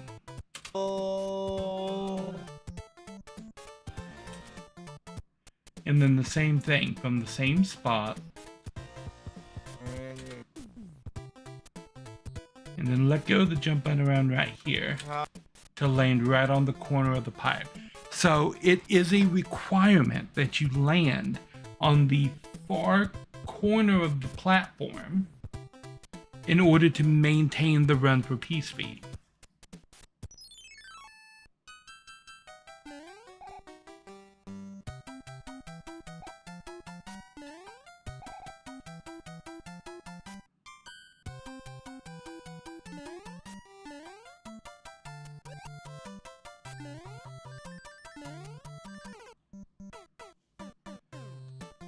Okay.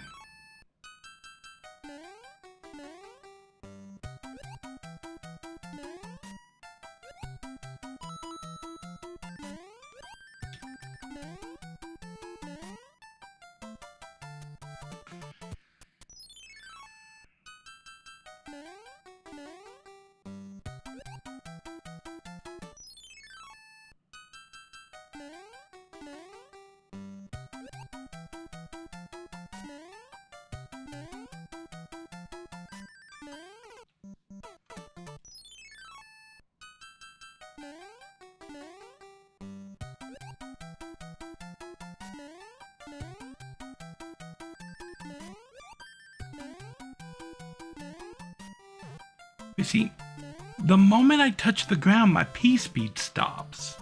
And that's not happening for him. And I'm not sure why. So if you don't get P-speed here, and you have to build it right here, the moment you land right here, all of your P-speed dies.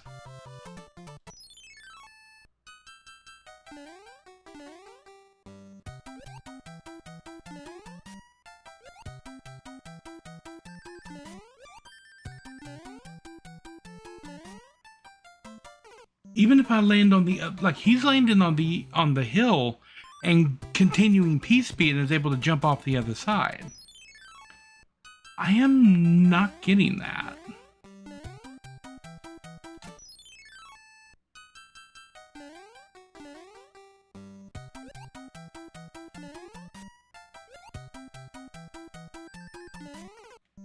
If I go full speed, I hit the Goomba, so I have to do a turn back.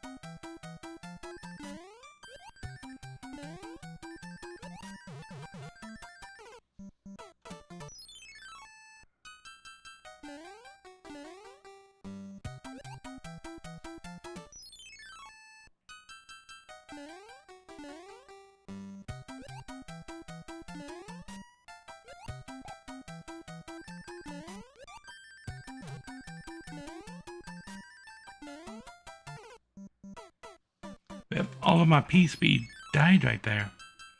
Well, I still had P-speed, but I didn't actually have the speed.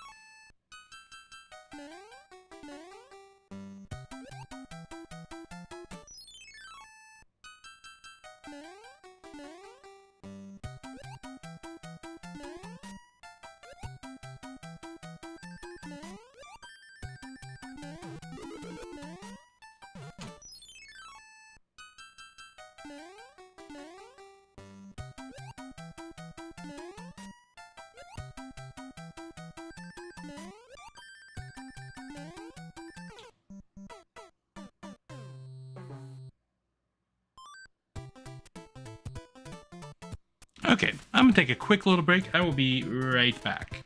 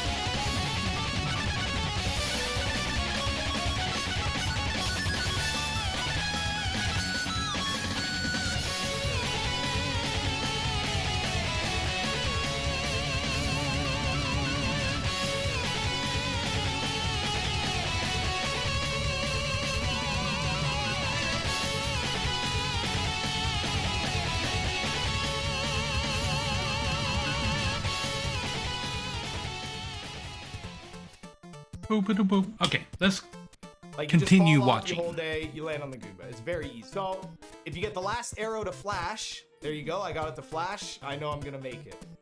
So that is a very good indication. If it doesn't flash and it hits it, you know you're not gonna nail it. You could maybe jump down and then get ready to start building P speed about right here for this section. Once you build it here, it's pretty much the same thing until you go. Pretty much the same thing. So no P speed, that's fine. Not getting P speed in this level, if I remember correctly, is about half a second slower, but we're gonna figure that out right here. So we're gonna do the level, we're gonna come out, get our P speed, make sure to look.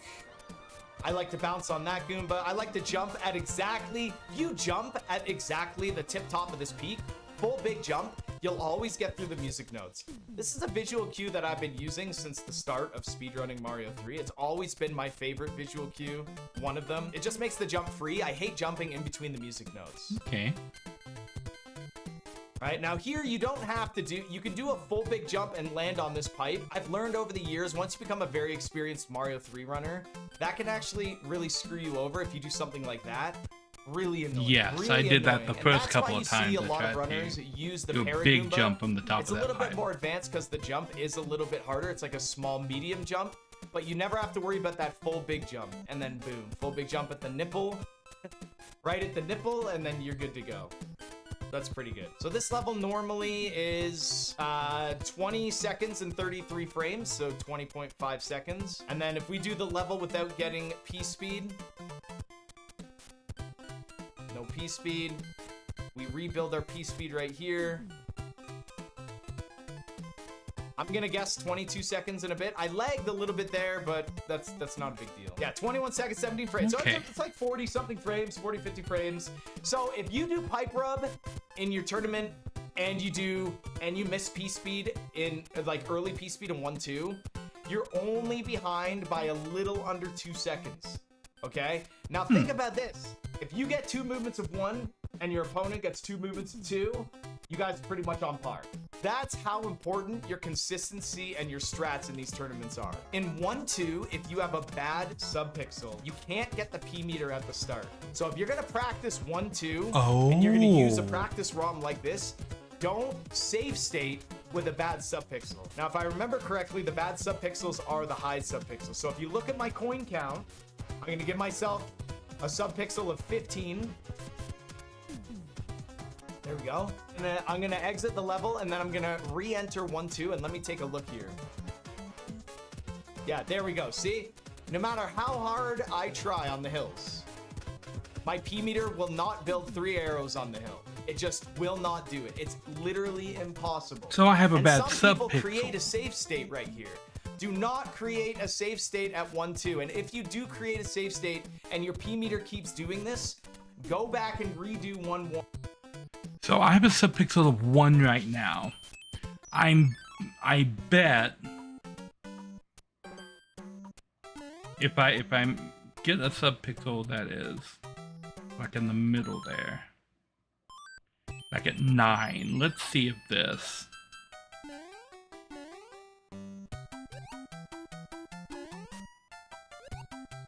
Okay.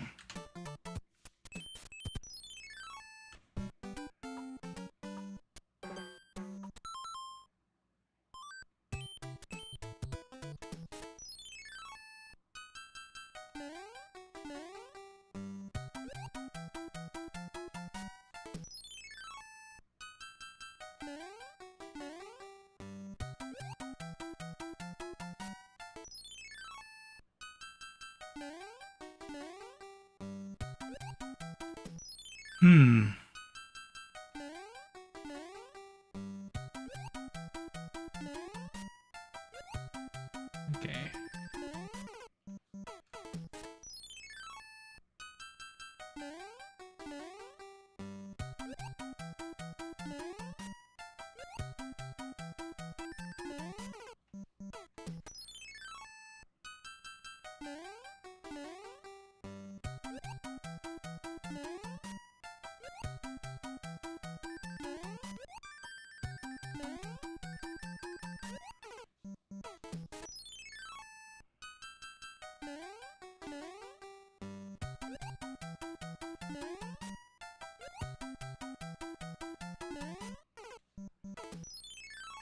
Okay.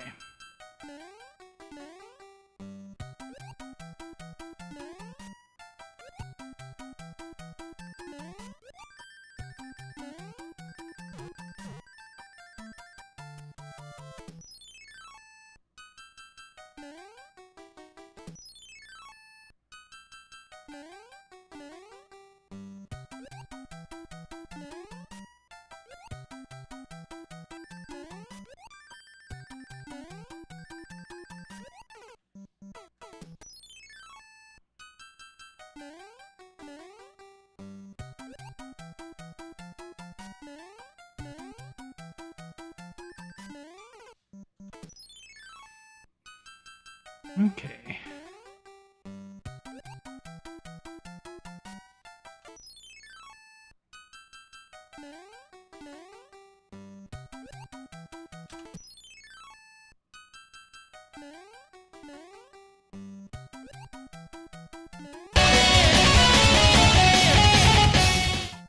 Greetings, human mustard.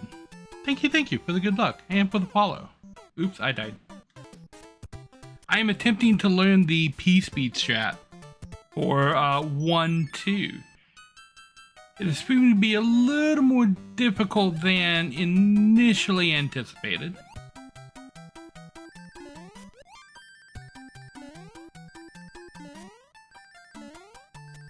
Okay, so because not all of these jumps are as simple as initially foretold.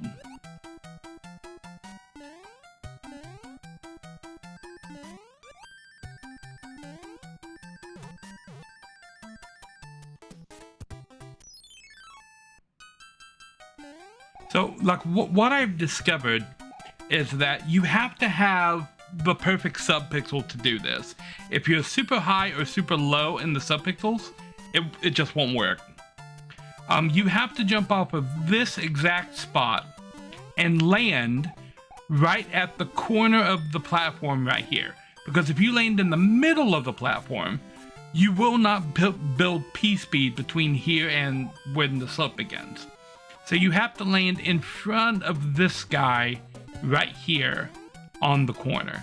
And then you have to jump from no higher than this spot and land at the same place right here on the front corner of the pipe. Otherwise you won't build P-speed. So if we go down, see that right there? I landed past the second bush. No P-speed on second platform if you do that. You have to hit just at the corner, and you might get lucky enough to have it.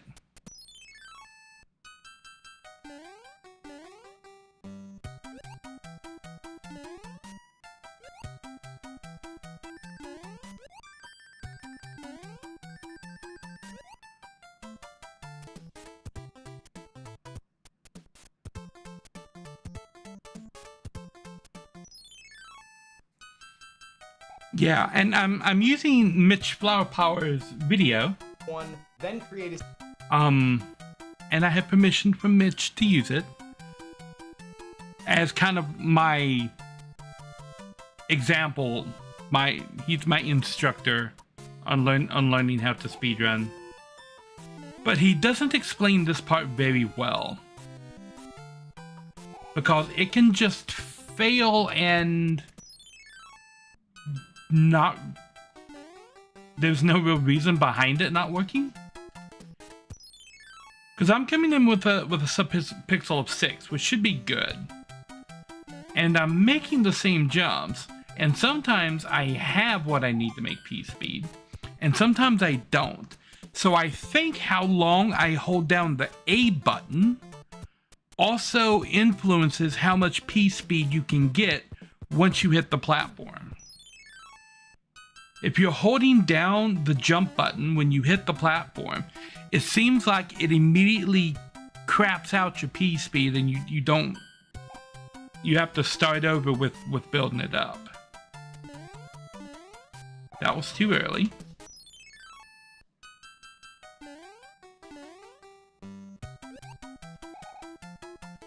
And that time I only got 3 arrows. Same there.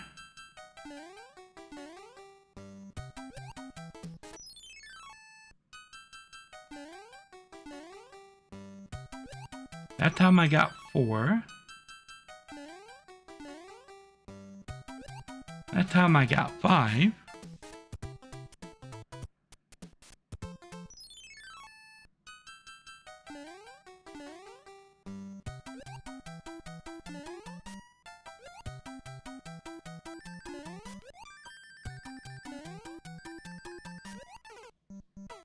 Getting that jump off that pipe is tricky too. I keep mistiming that.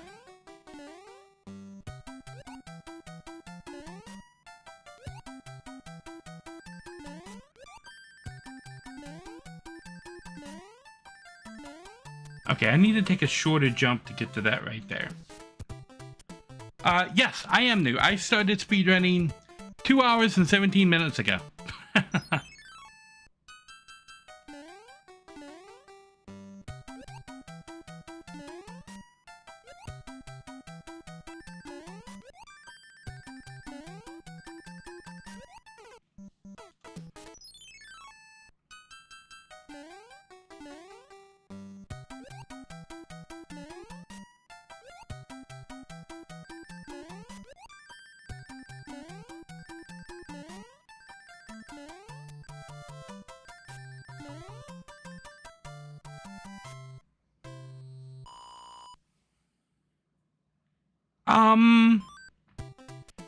I don't know if I will be good enough for the tournament. I don't know when the I don't know when the tournament begins. I don't know if I will be good enough. 22:37. I don't know. Is that a good time?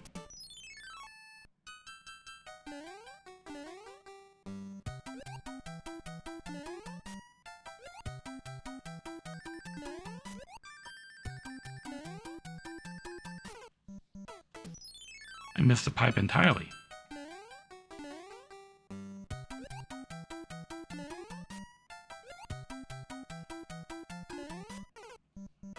Too early.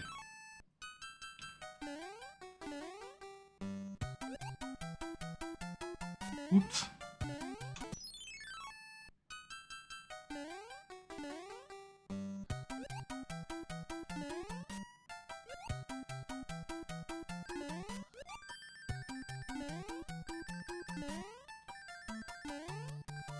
Okay, I need to figure out that jump.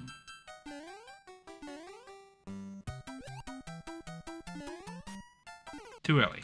I didn't hold down the button.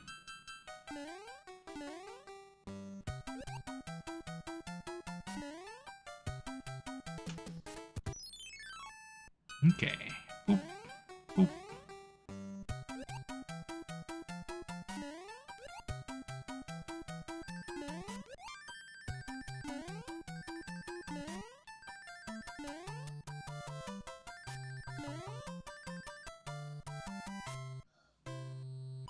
I need a smoother ending to that level.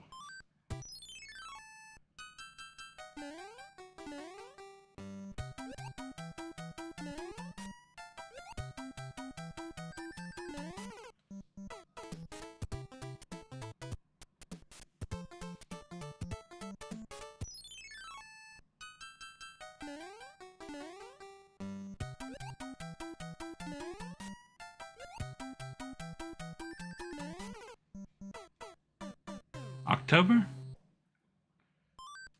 I might be good enough by October.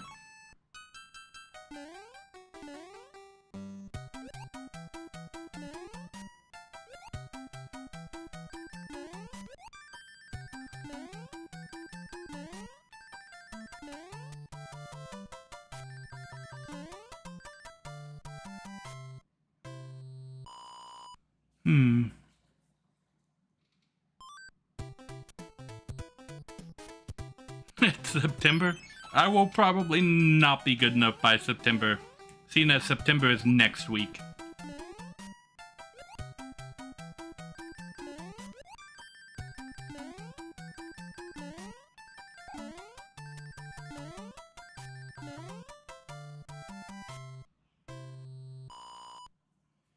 Okay, that felt like it was a lot better.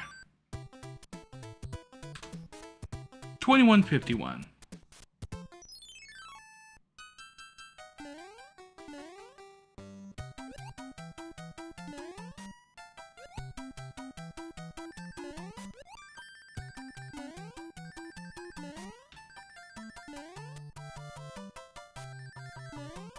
And that was much worse. That was way too early for that.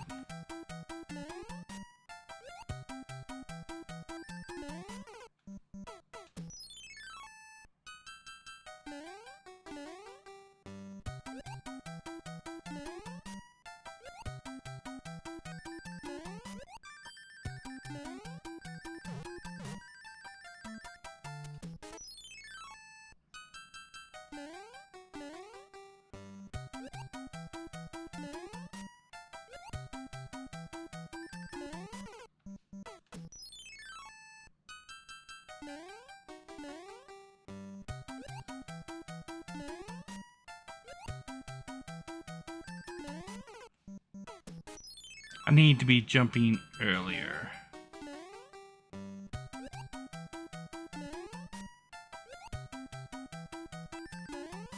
There we go.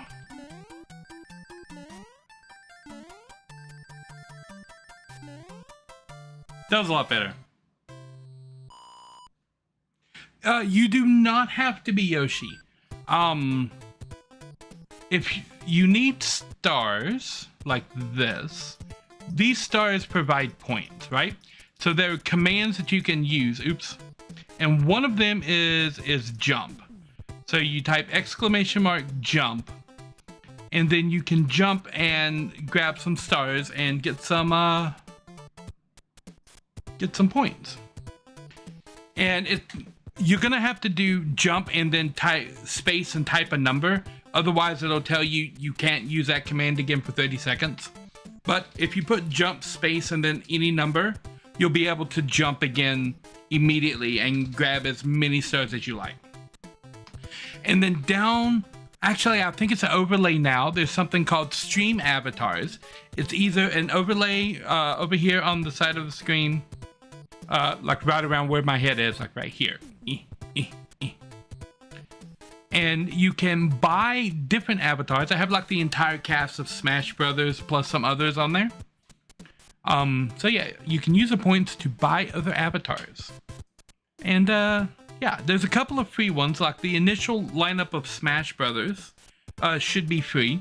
So you can switch between like Mario, Link, Kirby, Fox. But then if you want any of the other ones, you're gonna need points for the buying. And all of their costumes are available as well. Here, let me spawn you some additional stars to play with.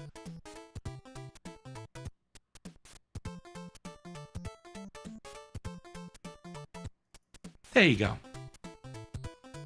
Now you can earn some points.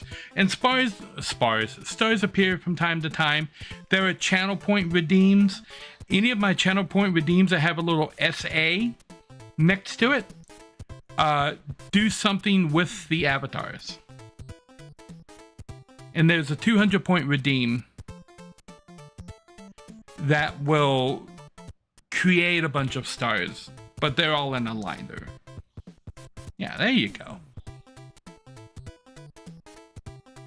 You got it. Okay. Back to the training. I did it really well that last time.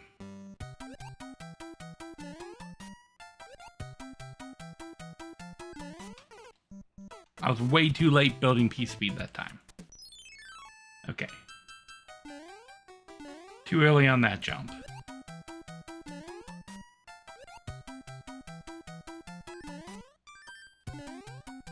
Yeah, okay. Oops.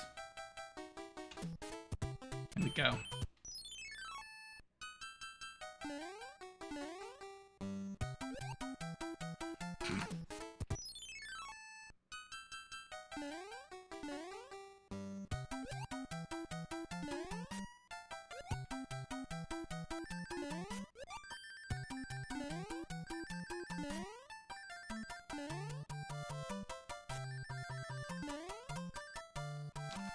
like the speedrunning. You will be able to get it.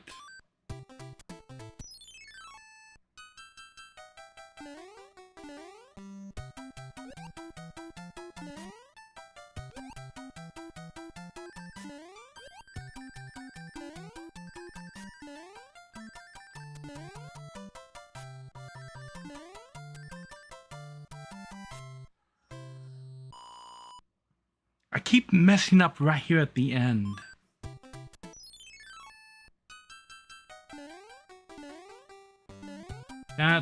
That's all the wrong moves.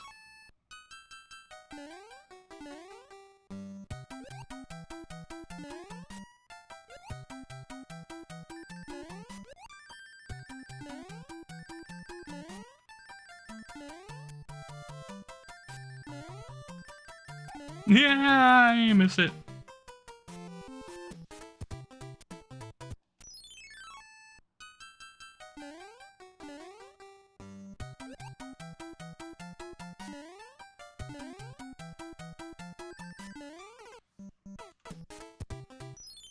World 1 is the hardest world.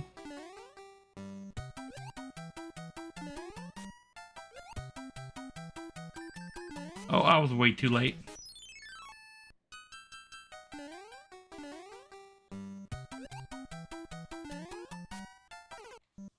That was way too early.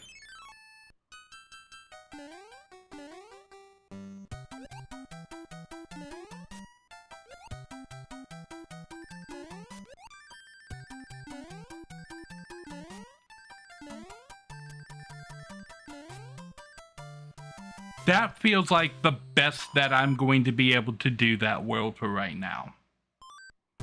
2125. Is that what I had before? That is exactly what I had before. Okay. So let's recap 1 and 2. That was bad. Oops. Bad way to recap World 1.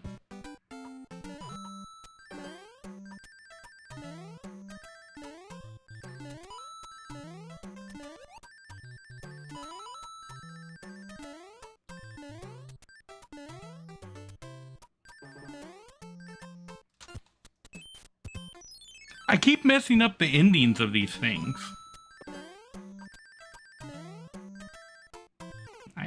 I rubbed the box. Oops.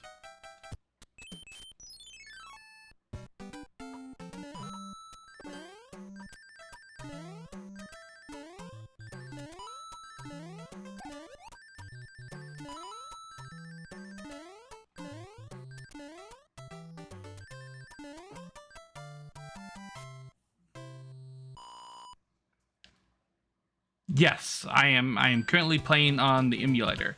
I'm playing on the emulator that is required.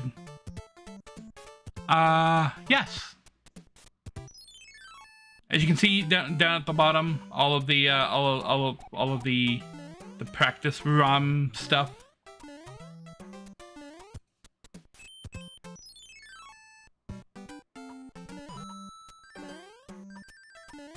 That's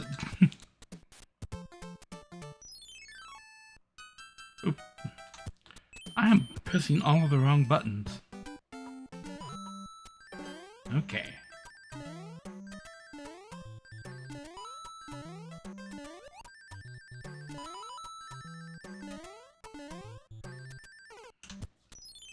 I jumped way too early.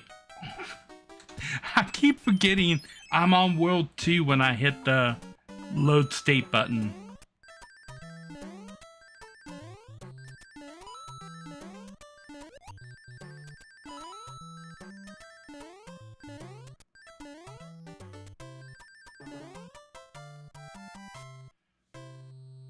Okay. One little bump right there. So that's World 1. And then we come into World 2.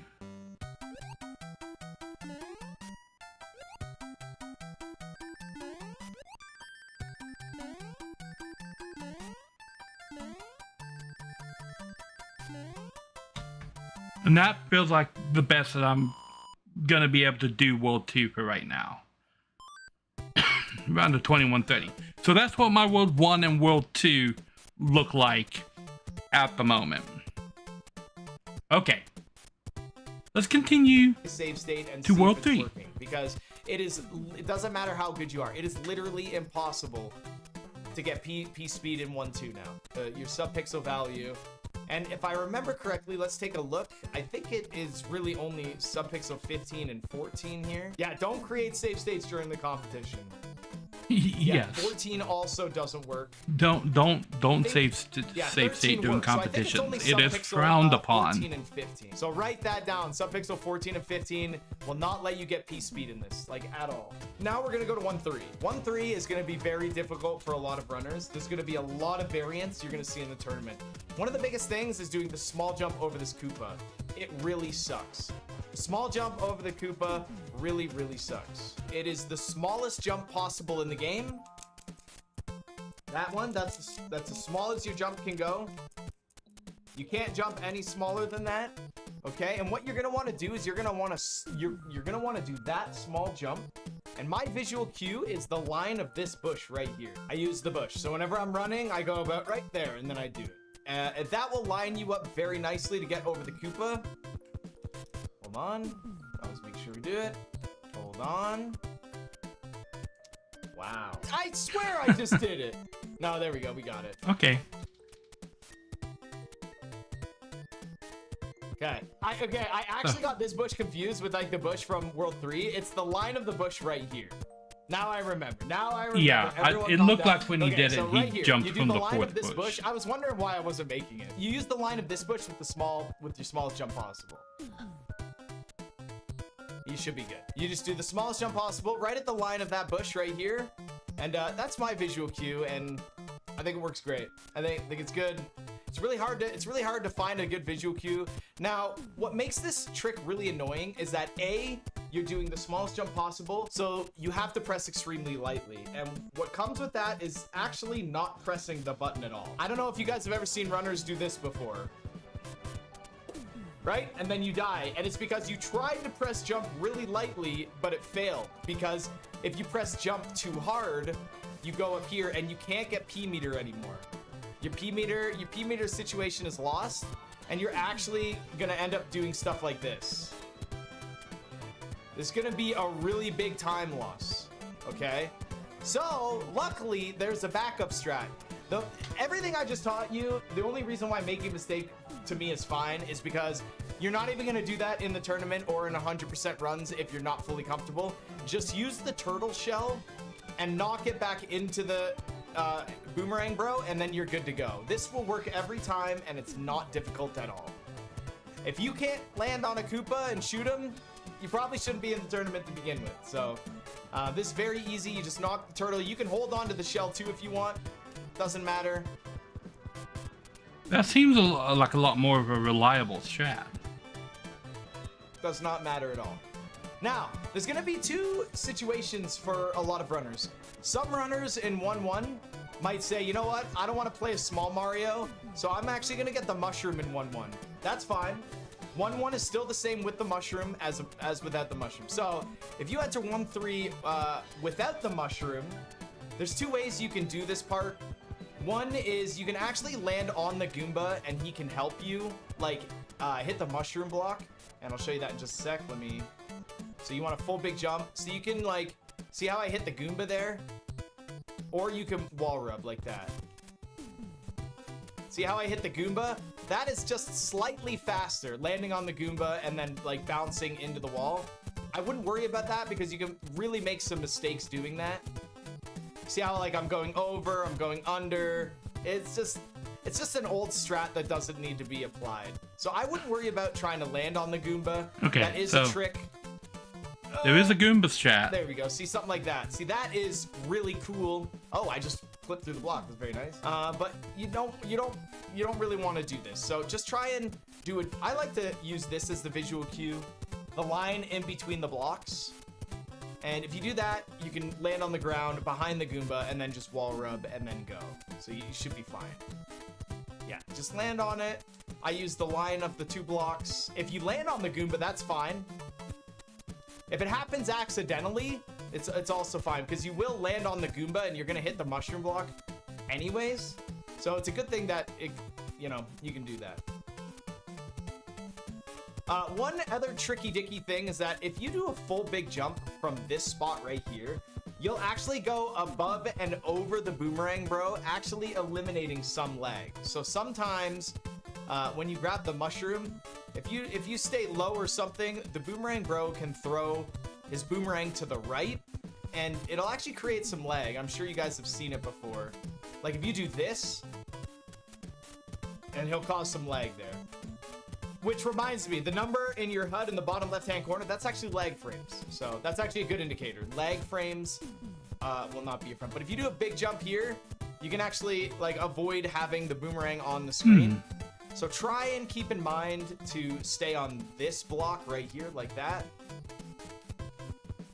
It's not a big deal though. It's more comfortable going from here to here. Much more comfortable doing that. But something to just keep in the back of your mind if you want to save a little bit more time here and there. It's one of those things where you wanna do stuff like that because you don't want to keep bad habits. And it's not like a bad habit. One of the things that you can take advantage of because it's free. Exactly. It's just something that you want to over time get comfortable with. I know it's scary at first, but remember, full big jumping off of this is going to eliminate some lag frames for you, okay? And one thing you're going to want to actually do, which is interesting, because if you enter this level with Big Mario, which a lot of people are going to get the mushroom in 1-1. I don't blame them. I would too if you're not as you don't want to die as Small Mario, and if you have a mushroom, you'll at least take damage, but you'll at least not die and still beat the level, so that's good. So Big Mario will still be the same here. You're gonna shoot him. But with Big Mario here, well, you don't want to go down here anymore. You don't want to do this. And you don't want to grab the turtle shell like in the any percent. You don't want to do this because you're gonna get a free tail in the auto scroller. So that'll be a waste of time, which means you're now gonna have to lily pad jump essentially. Big Mario actually makes this level just a little bit harder. So you're gonna have to find a good lily pad strat here. So you can do like, let's see. I bet there's a full big jump we can find here. Let me actually. I bet we can find something here. Watch.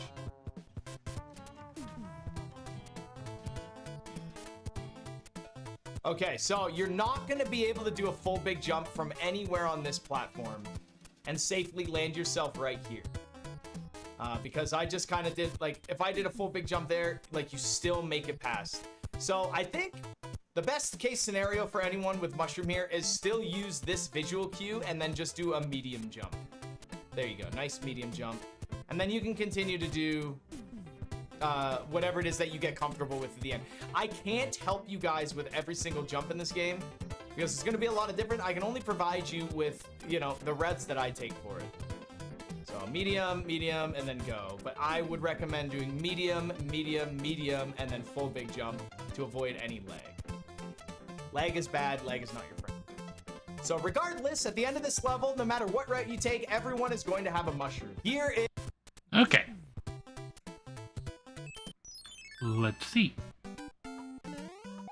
So, how is that smallest jump?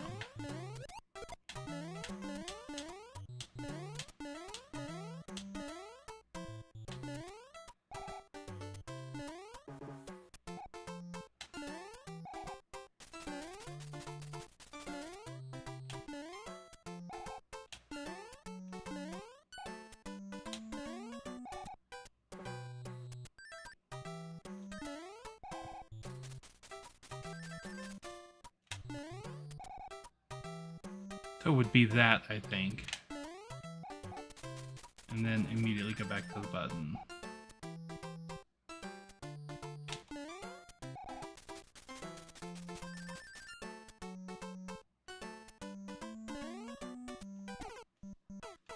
Okay.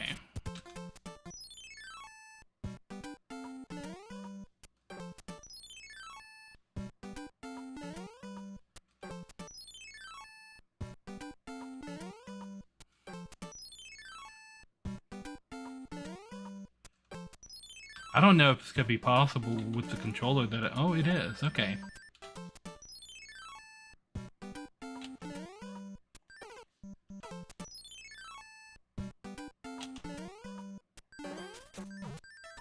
Okay, then mistimed it.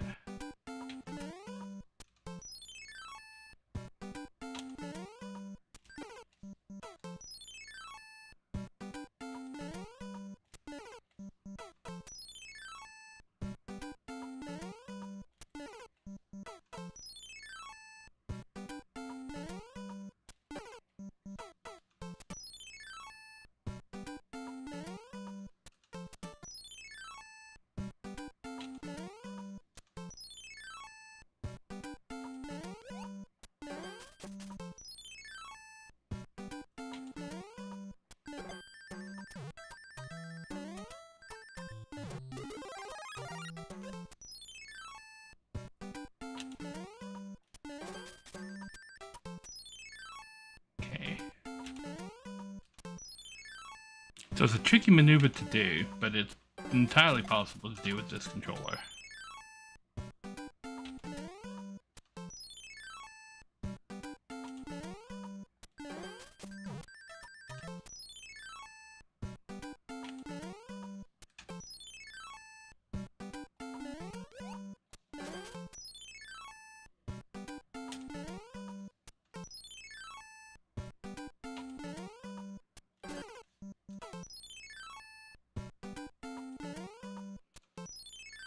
I think I'm having more trouble with the Hammer Brother behind the Koopa than I am with the small jump over the Koopa.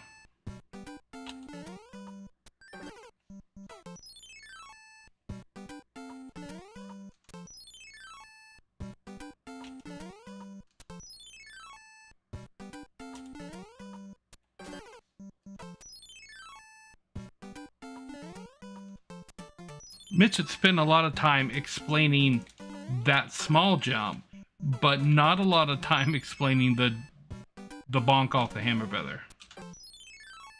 Or the boomerang bro back there. Oops. That's what happens when you miss the button.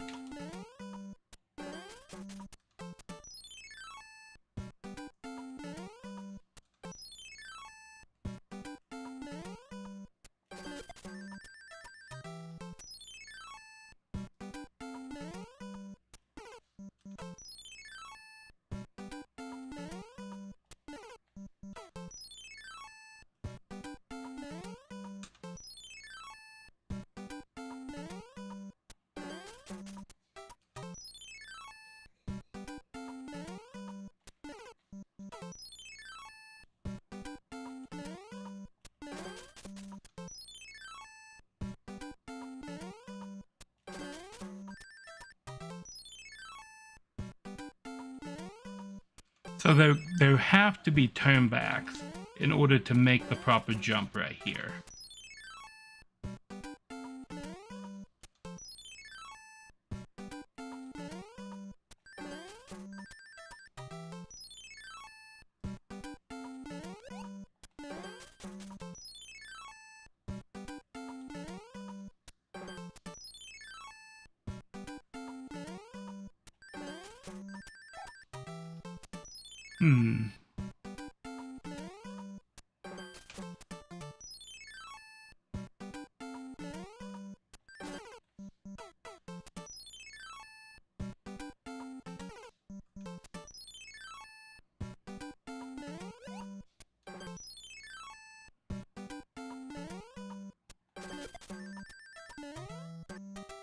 Okay.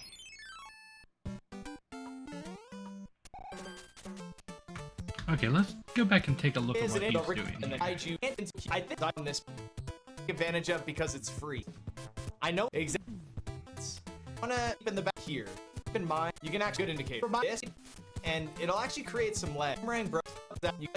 See the beginning. Hold on to the shell too if you want. Bro, and then you're good to go. And it's because you tried to press jump really lightly. That small jump, and my visual there, and then I do. That will line you up very nicely to get over the Koopa. Hold on. I swear I just did it. No, there we go. We got it.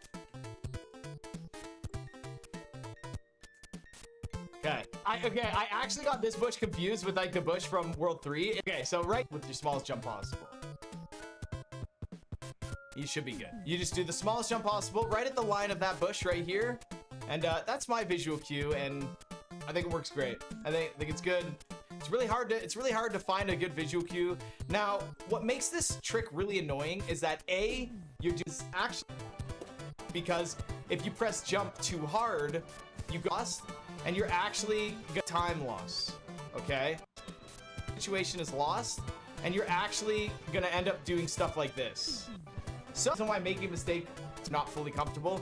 Just use the turtle shell and knock it back into the boomerang, bro, and then you're good to go. This will work every time, and it's not difficult at all.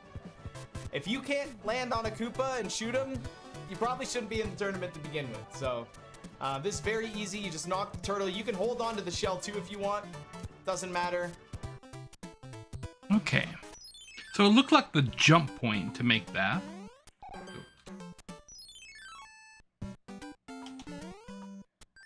That's about right there.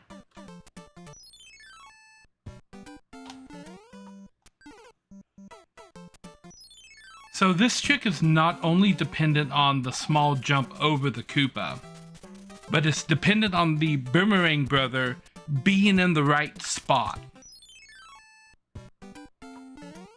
Because you can make the small jump, yeah, but if the Boomerang Brother is forward, he's gonna kill you before you get P-speed. So yeah, even being able to make the Koopa jump consistently doesn't guarantee you that you're going to get the P-speed.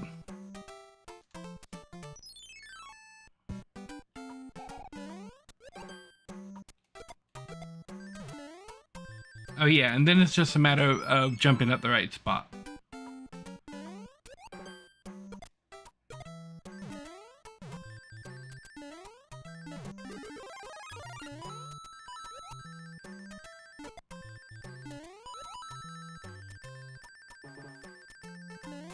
Probably not the best way to the rest of that, but... Are there any conditions under which I would need to pick up the whistle?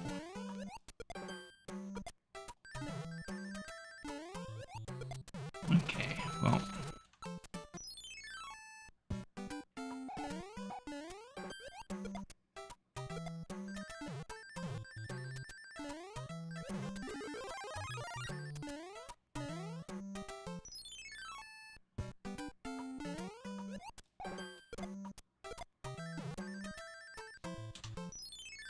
Jump a little earlier than that. Jump a little later than that.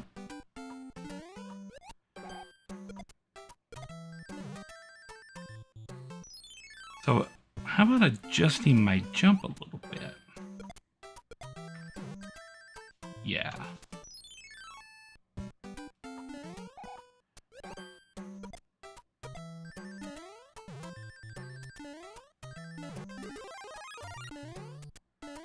Yeah, but I lost the P-speed. That was just bad.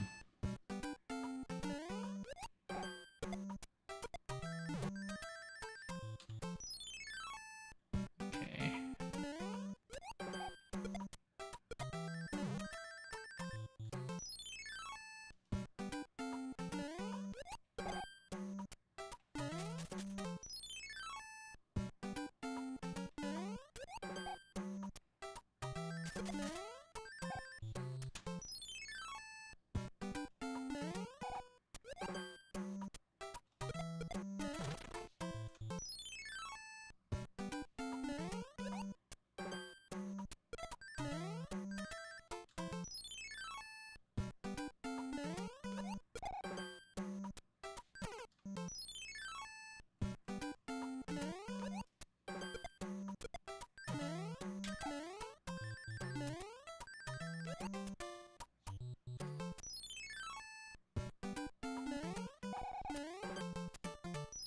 Okay.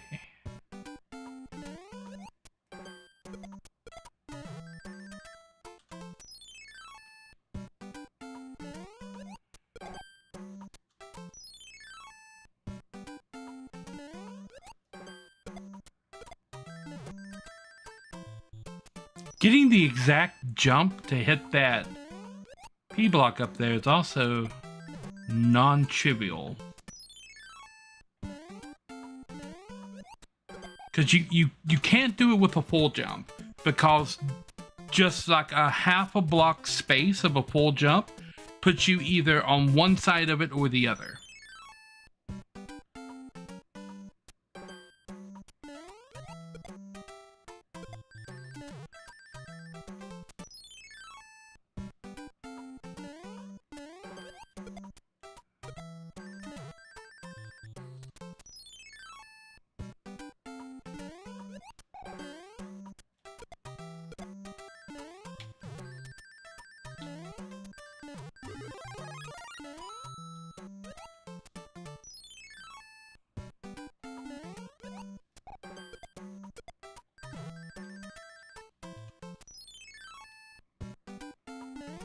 The Koopa is tricky because he's protected by that pink block. So there's only a certain, like you have to wait for him to get out of there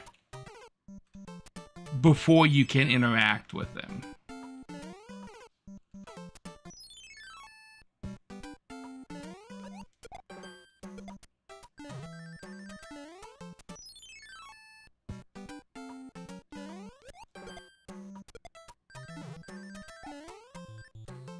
I'm having a really hard time hitting that music block.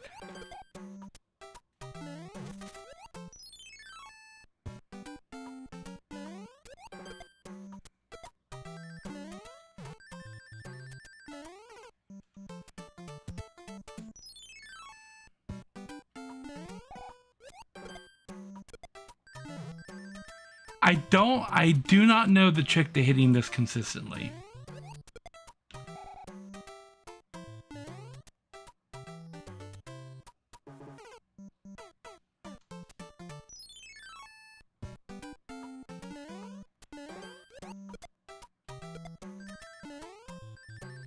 Yeah, a full jump right before the last crease sells you right over the top of it. If you do a full jump from right here, you go over the top of it. If you do a full jump from right here, you land way in front of it.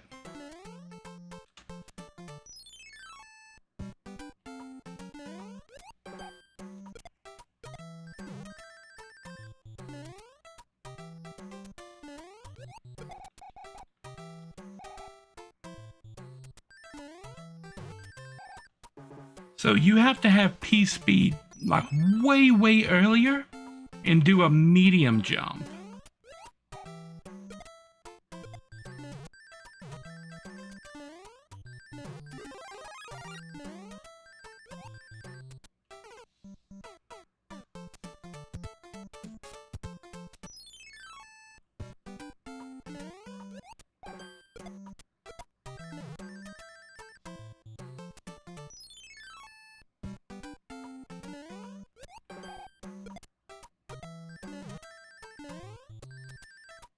Even from like right at the start of the hills, you jump over it.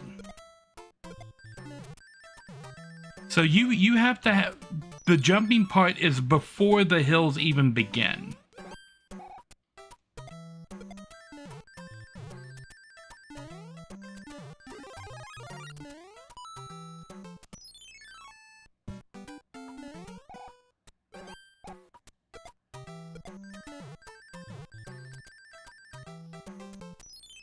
Okay, yeah, so you have to jump way before the hills even start.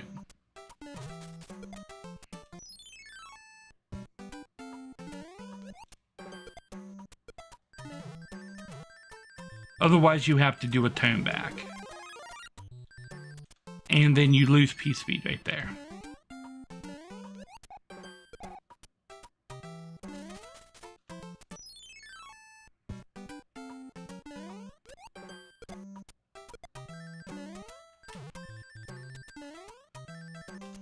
Yeah, if you are anywhere into the hills, you can't make that jump.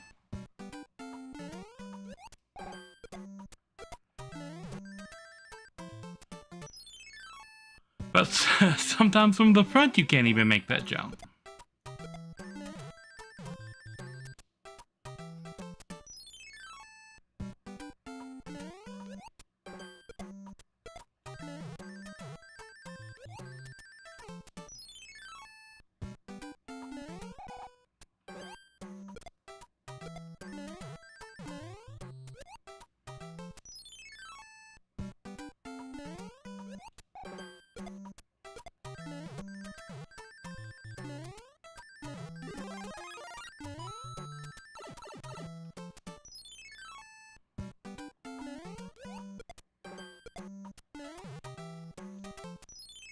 Okay, sometimes you just don't get P-Speed.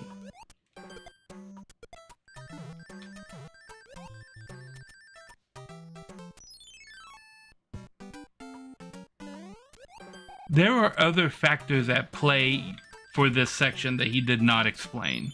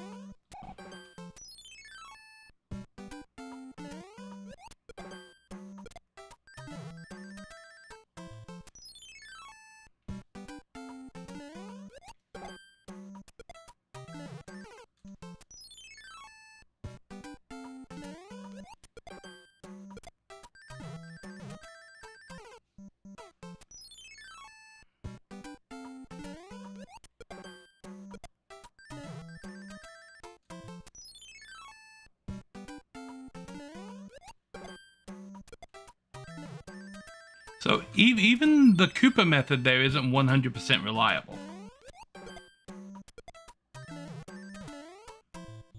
And then there's that jump, which is not just a full jump. There are very special mechanics around that jump. You have to do a turnaround to hit that block. Otherwise, or get very, very lucky with the jump. Sometimes I hit the first block, sometimes I hit the second block. And I don't know the difference because I'm using the same button inputs. Like that time I sailed right over the top of it. Sailed right over the top of it.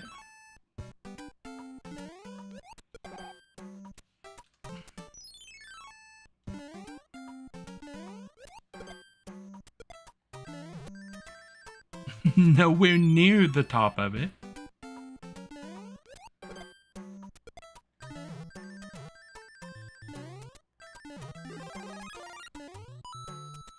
And I lose P-Speed on top of that block that time.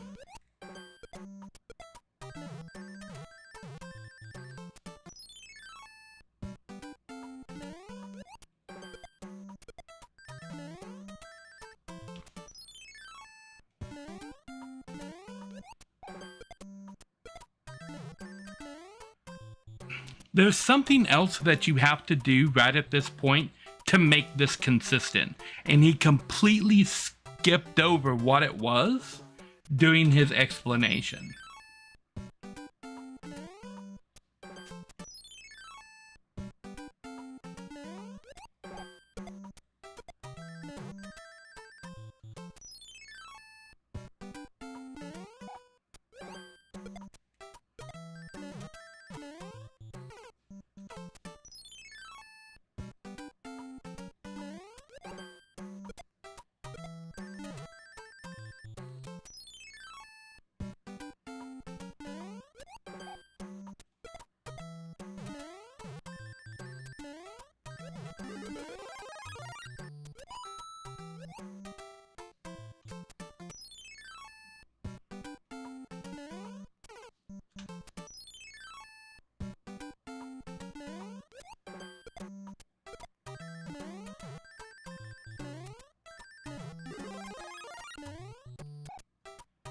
Okay.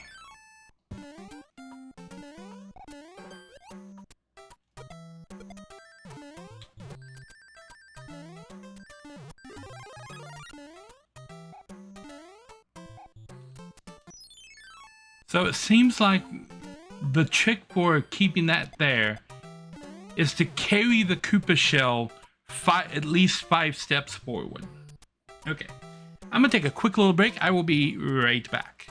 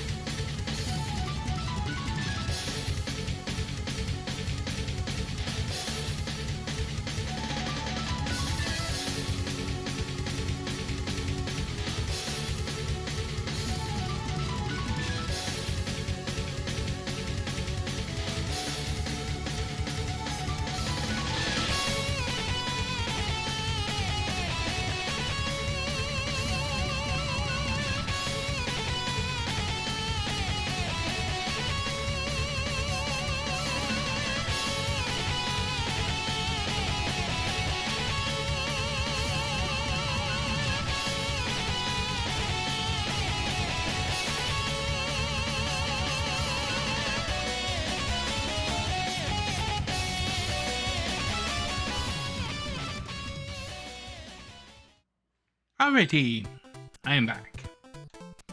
Okay, so it looked like from his video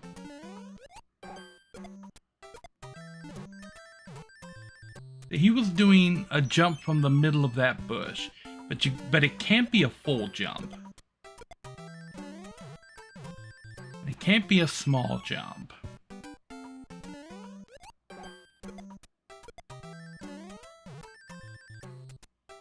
Okay, so something like that.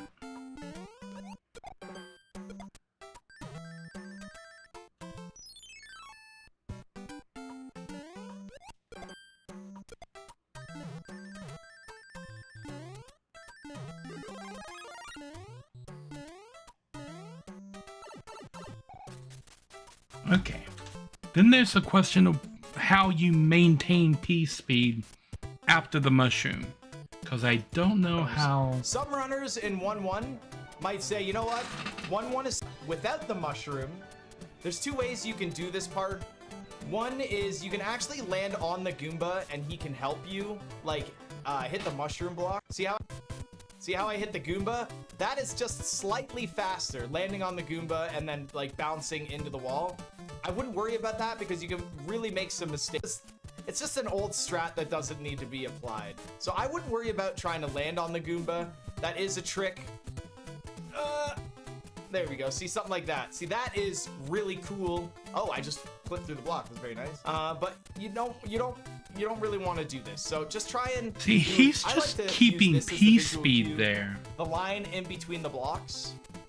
And if you do that, you can land on the ground behind the Goomba and then just wall rub and then go. So you should be fine. Yeah, just land on it.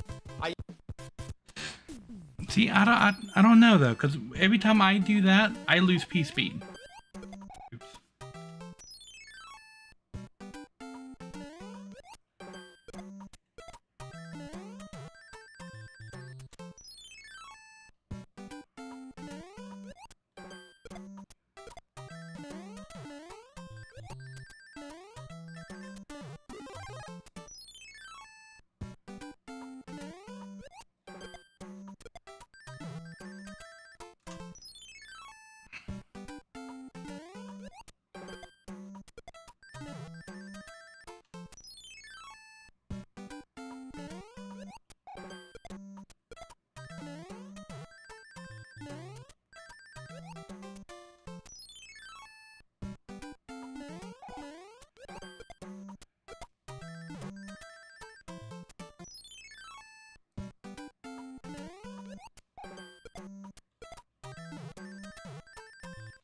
It would be really helpful if there was instructions on what kind of jump I'm supposed to use at each step.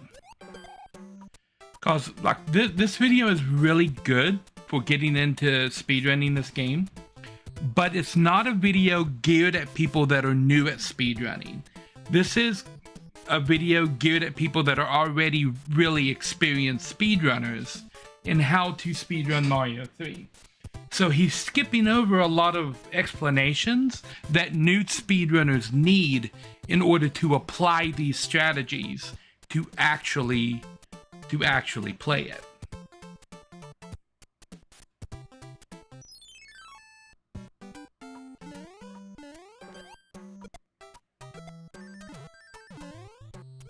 Like why the music block sometimes kills all my momentum and throws me straight up in the air, because it is absolutely doing that. Why sometimes, even though I put in the same input, I get a floaty jump instead of an early jump on the middle thing. Like these are things that it would make it a lot easier if I had an explanation for. It would make that feel a lot less RNG if I knew what was causing it to behave the way that it's behaving.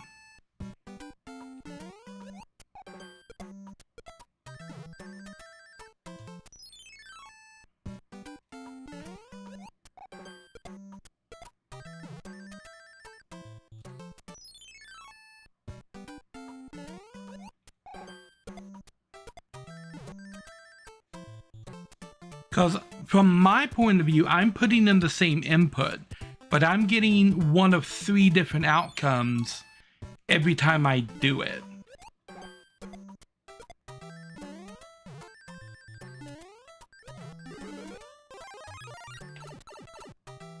And like, I'm not getting anywhere near the movement that he's getting off of that block. I either lose all P speed when I'm there, or I get yeeted well past the block and I don't get a chance to jump off of it. Like, he's coming down perfectly on top of it.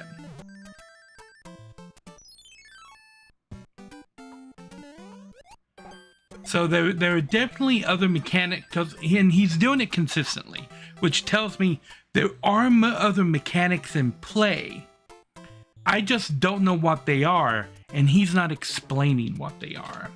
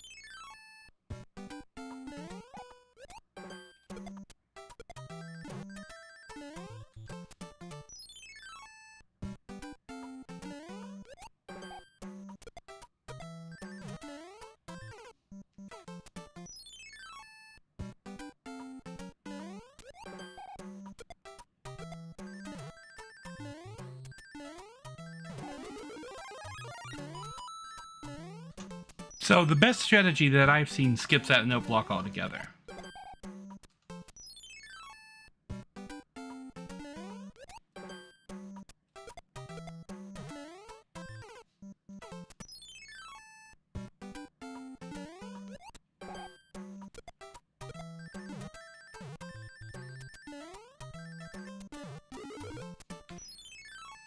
Every time I get the jump off the note block from where he says to jump, I get a wall clip that kills my momentum.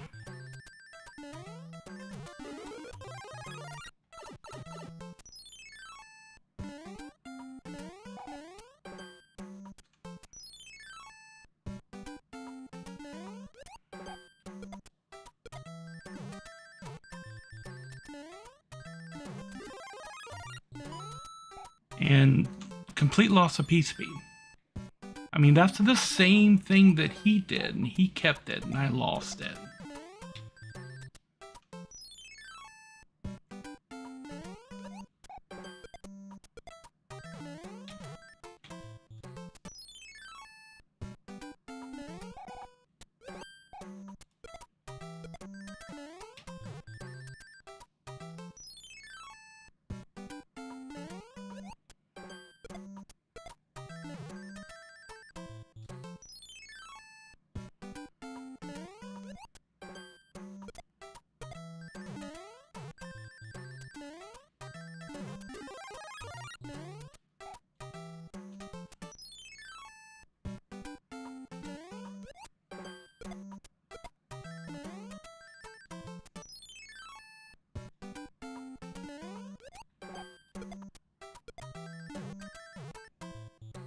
Hmm.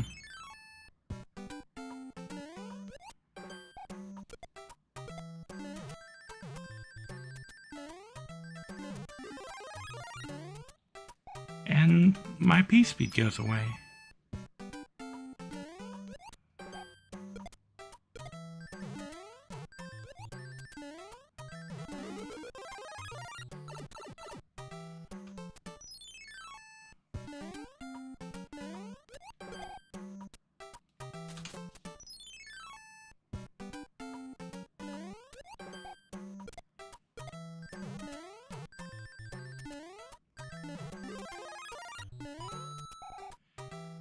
Yeah, I don't understand why all of my P-speed is dying when I bump the box. I don't know what I'm doing different.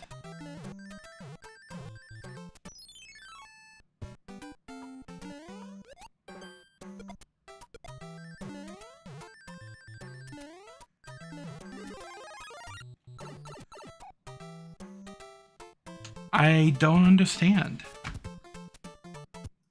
I use the line of the 2 blocks. If you land on the Goomba, that's fine. Because he's keeping his P-speed every single time. Find the Goomba and then just wall rub and then go. So you should be fine. Yeah, just land on it. I use the line of the 2 blocks. If you land on the Goomba, that's fine. And that's my issue with this explanation. He's just wall rub, get the mushroom, and then go. But every time I wall rub and get the mushroom, I lose all of my P-speed, and he's not losing his P-speed. And I'm doing the exact same thing that he's doing.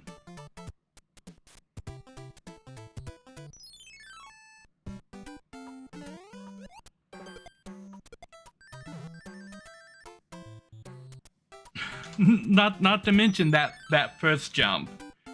Like, there is something up with this jump.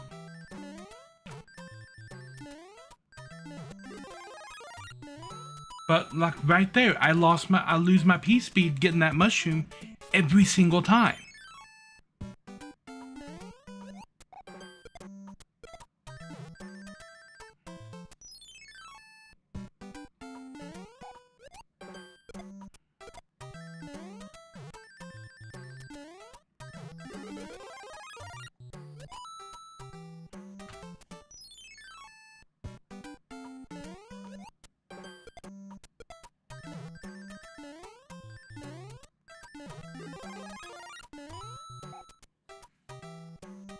So it's not a matter of just getting the mushroom and going. There's obviously something else that I'm not doing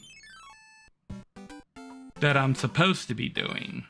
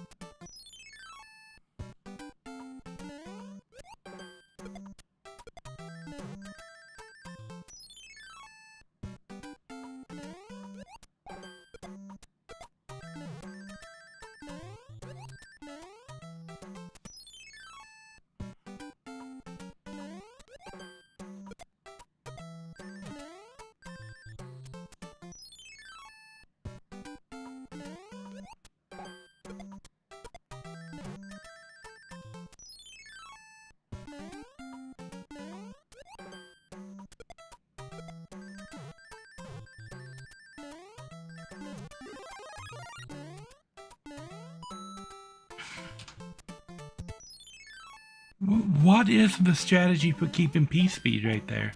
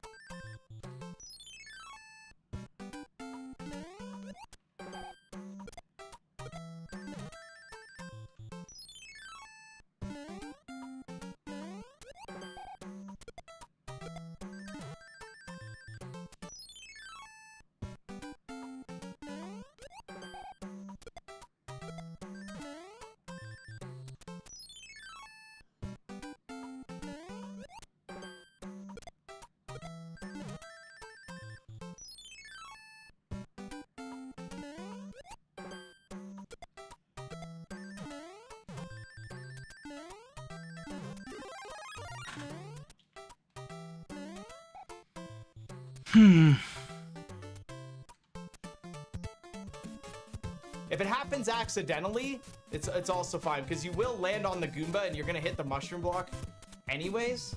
So it's a good thing that you can do that. One other tricky dicky thing is that if you do a full big jump from this spot right here, you'll actually go above and over the boomerang, bro. Actually, okay, yeah, so he's just completely moved on from that. Like I've tried that trick like 50 times now, and I've lost P-speed on that mushroom block every single time. He hasn't even mentioned the idea that you could lose P-speed on that mushroom block or how to maintain it. He's obviously doing something to maintain it, but I have no idea what that is, and he's not explaining it at all. He just said, oh yeah, just do it. I mean, just do it isn't really an explanation for how to do it. And I'm not getting anything from his video, because when I look at his gameplay, I'm doing very similar or the same thing and getting a completely different result. So I'm not sure. Because he showed himself doing this a bunch of times. You can actually land on the Goomba and he can help you, like, hit the mushroom block. And I'll show you that in just a sec. So you want a full big jump. So you can, like, see how I hit the Goomba there? Or you can wall rub like that.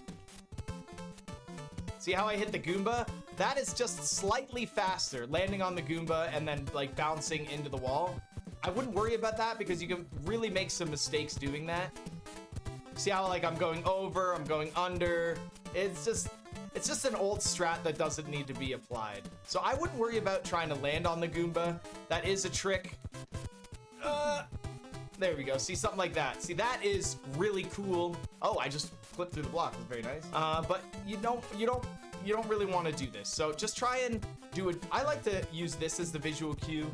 The line in between the blocks. And if you do that, you can land on the ground behind the Goomba and then just wall rub and then go. So you should be fine. Yeah, just land on it. I use the line of the 2 blocks. If you land on the Goomba, that's fine. If it happens accidentally, it's also fine because you will land on the Goomba and you're gonna hit the mushroom block. Okay, yeah, he's just keeping his P-speed there, and I have no idea how he's doing it.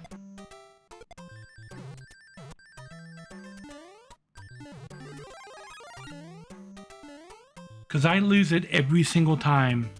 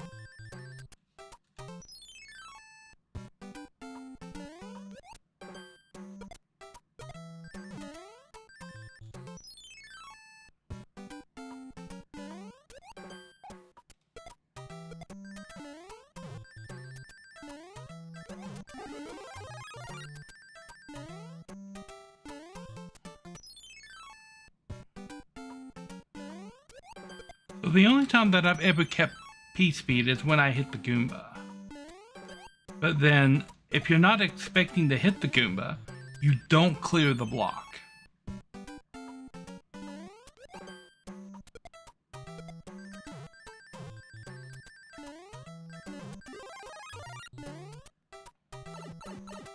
Every time I try to use this strat where you hit the ground and then hit and wall rev the block, you lose P-speed every single time.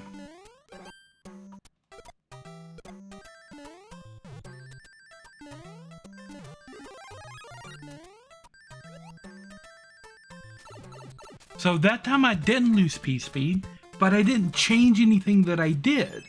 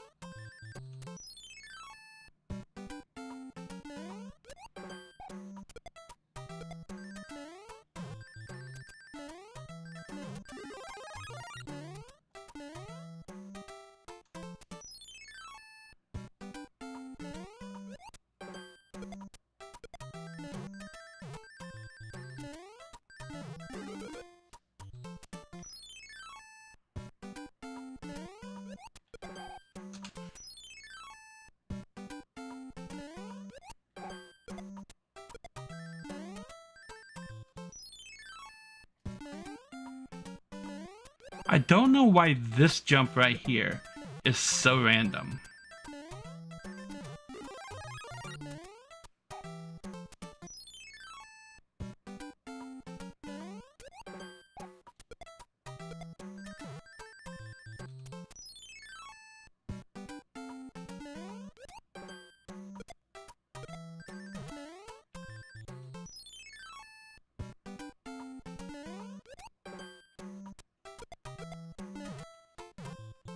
No P-speed at all that time.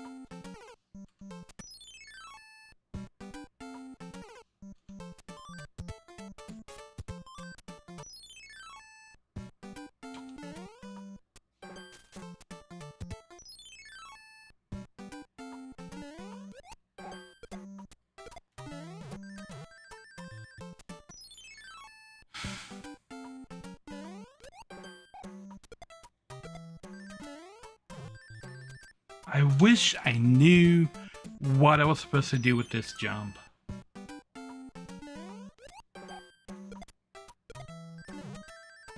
Because sometimes it works from one spot, sometimes it works from another, sometimes it works from neither.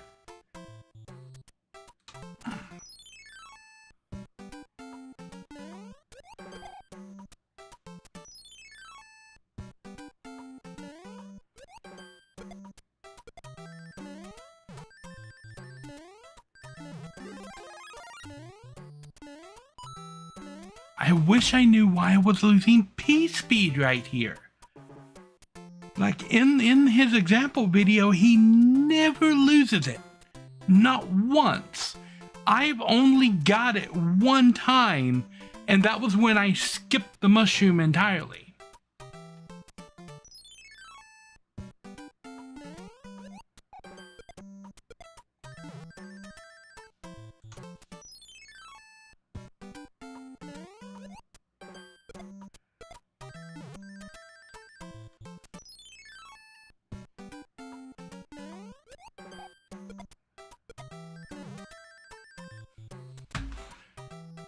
That was the same jump all 3 times. The first 2 times I jumped over it. The 3rd time I didn't even hit it. I landed well in front of it.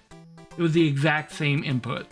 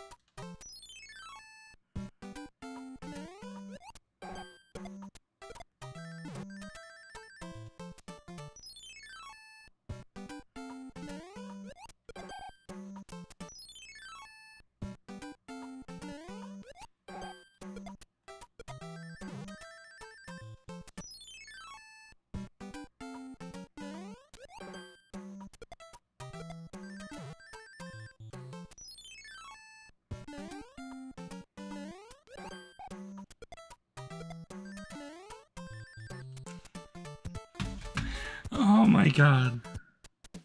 I don't understand. I'm doing the same thing. I'm pushing the same buttons at the same time, and I'm getting a different result every single time I do it. I mean, I've got the buttons right there on the screen. People can see what I'm pressing.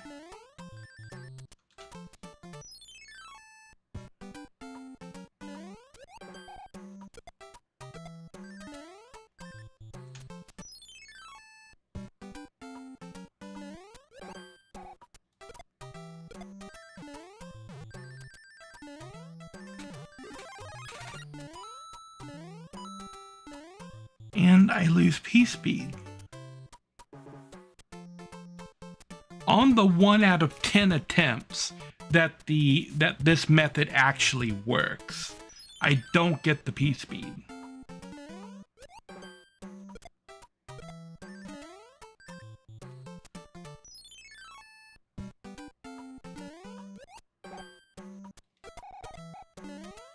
Okay.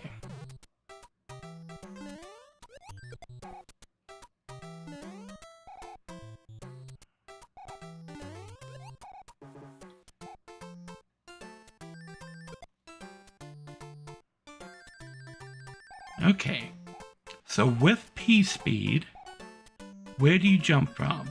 Here? No, you sail clean over it. So this is not the jump location. Try a small jump. Small jump gets you on that from that same spot. Try medium jump from that spot. Medium jump gets you in front of it. And a full jump, straight over the top. So this is not the place that you jump from. Let's try back here.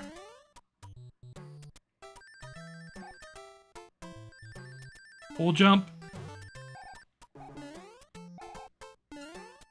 Okay, so try that first line right there. Nope. So jumping from right here gave me the bounce a minute ago with a full jump, but just now it sailed me clean over the top of it.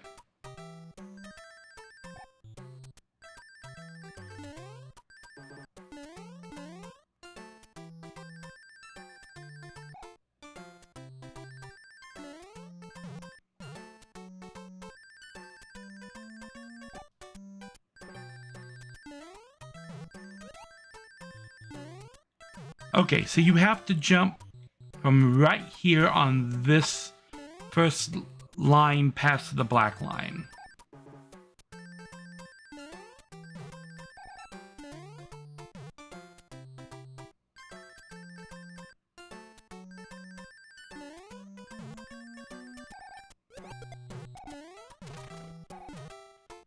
Back over here.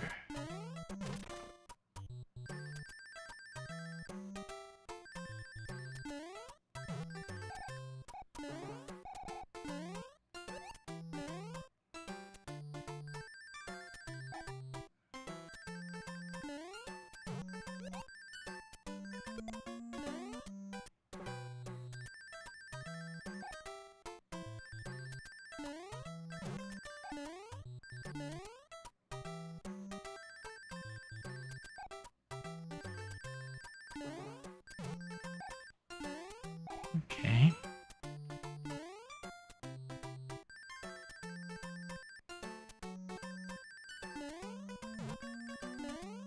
The jump, the visual cue for this jump is this spot right here. So it means from right here I need to get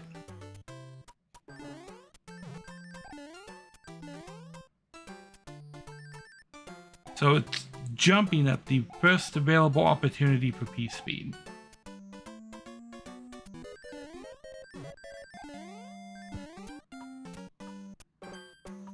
So I need to start from right here.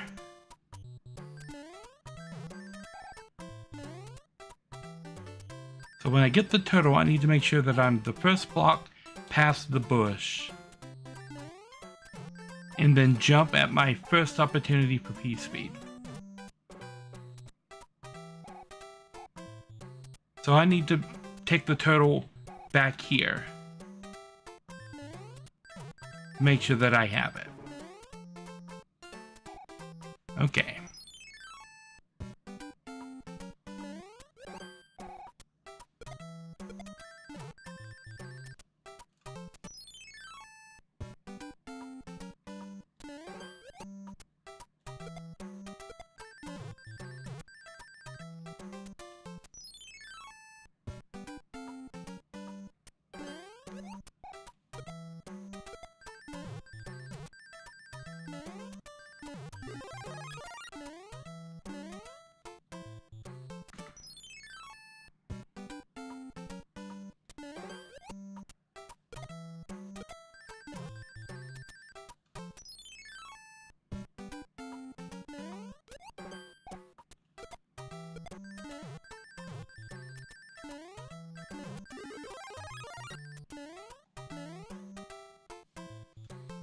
Still doesn't explain how you keep P-speed.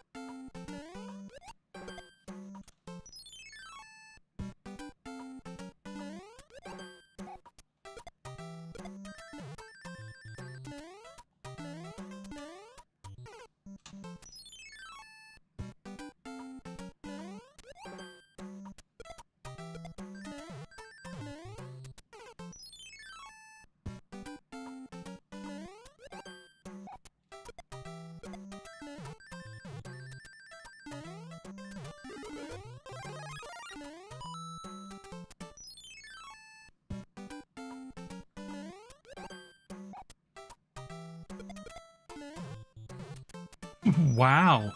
No, not even P-speed that time.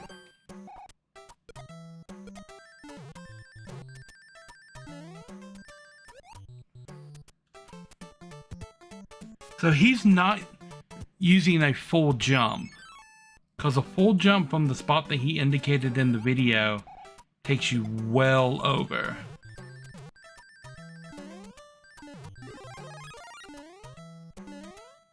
But you still lose P-speed. Yeah, it's a small jump from that space.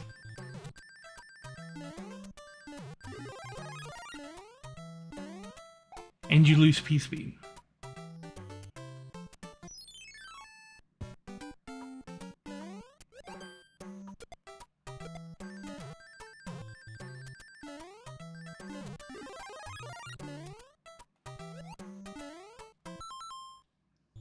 Okay. What is going on? See how I actually land on the Goomba? There's two ways you can do this part. One is you can actually land on the Goomba and he can help you, like hit the mushroom block, and I'll show you that in just a sec.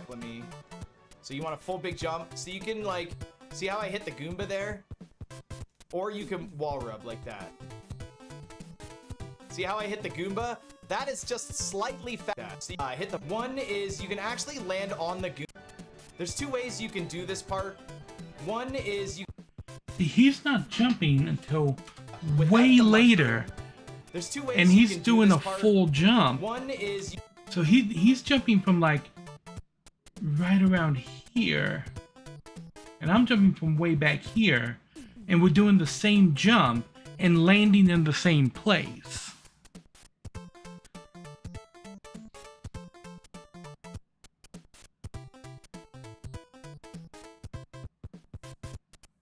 So there's definitely something going on here.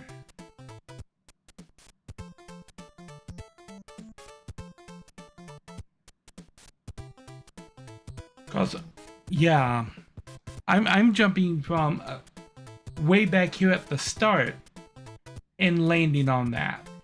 He's saying do a full jump from the dead center of this plant thing. But whenever I do that, that throws me way over the top of this. You can actually land on the like that Goomba and he can help you, like hit the mushroom block, and I'll show you that in just a sec. So you want a full big jump, so you can like, see how I hit the right there. So you want a full big jump, hit the mushroom block, and I'll show you that in just a sec. So you want a full big jump, so you can like, see how I hit the Goomba there? So you want a full big jump, so you can like block, and I'll show you that in just a sec. So you like hit the mushroom block, and I'll show you that in just a sec. So you want a full big jump. Okay.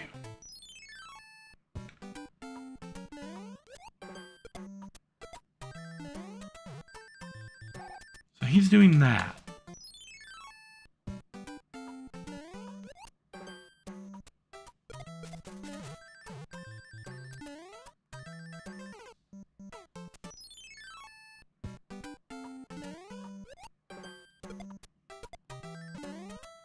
Which is not a full jump like he says it is.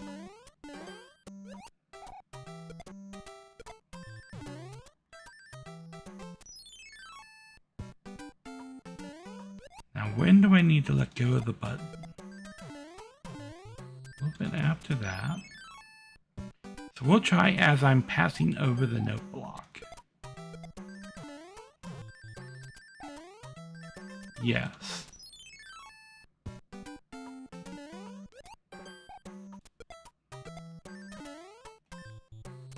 That was too early.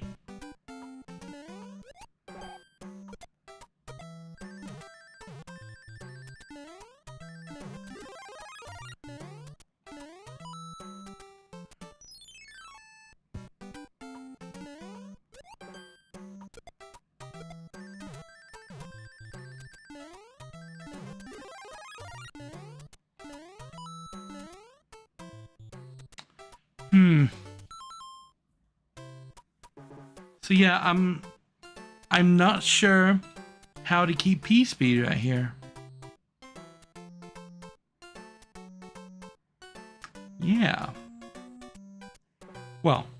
Anyway, this is where I'm going to call the stream for today. I think I've had enough of trying to figure out the instructions. I'm having to actually go frame by frame and see when he's pushing what inputs at what time, and when he's letting go of those inputs. Because what he's doing in the game and what he says that he's doing isn't matching up. Anyway, I think I'm gonna ask some of the Super Mario Brothers 3 speedrunning community, if I can find them, specifically how to keep P-Speed at the mushroom in 1.3. Yeah, so perhaps next time I will have a solution to the problem. Meanwhile, let's see if there's someone out here that we can throw a raid at. Who's currently doing things? Let's see.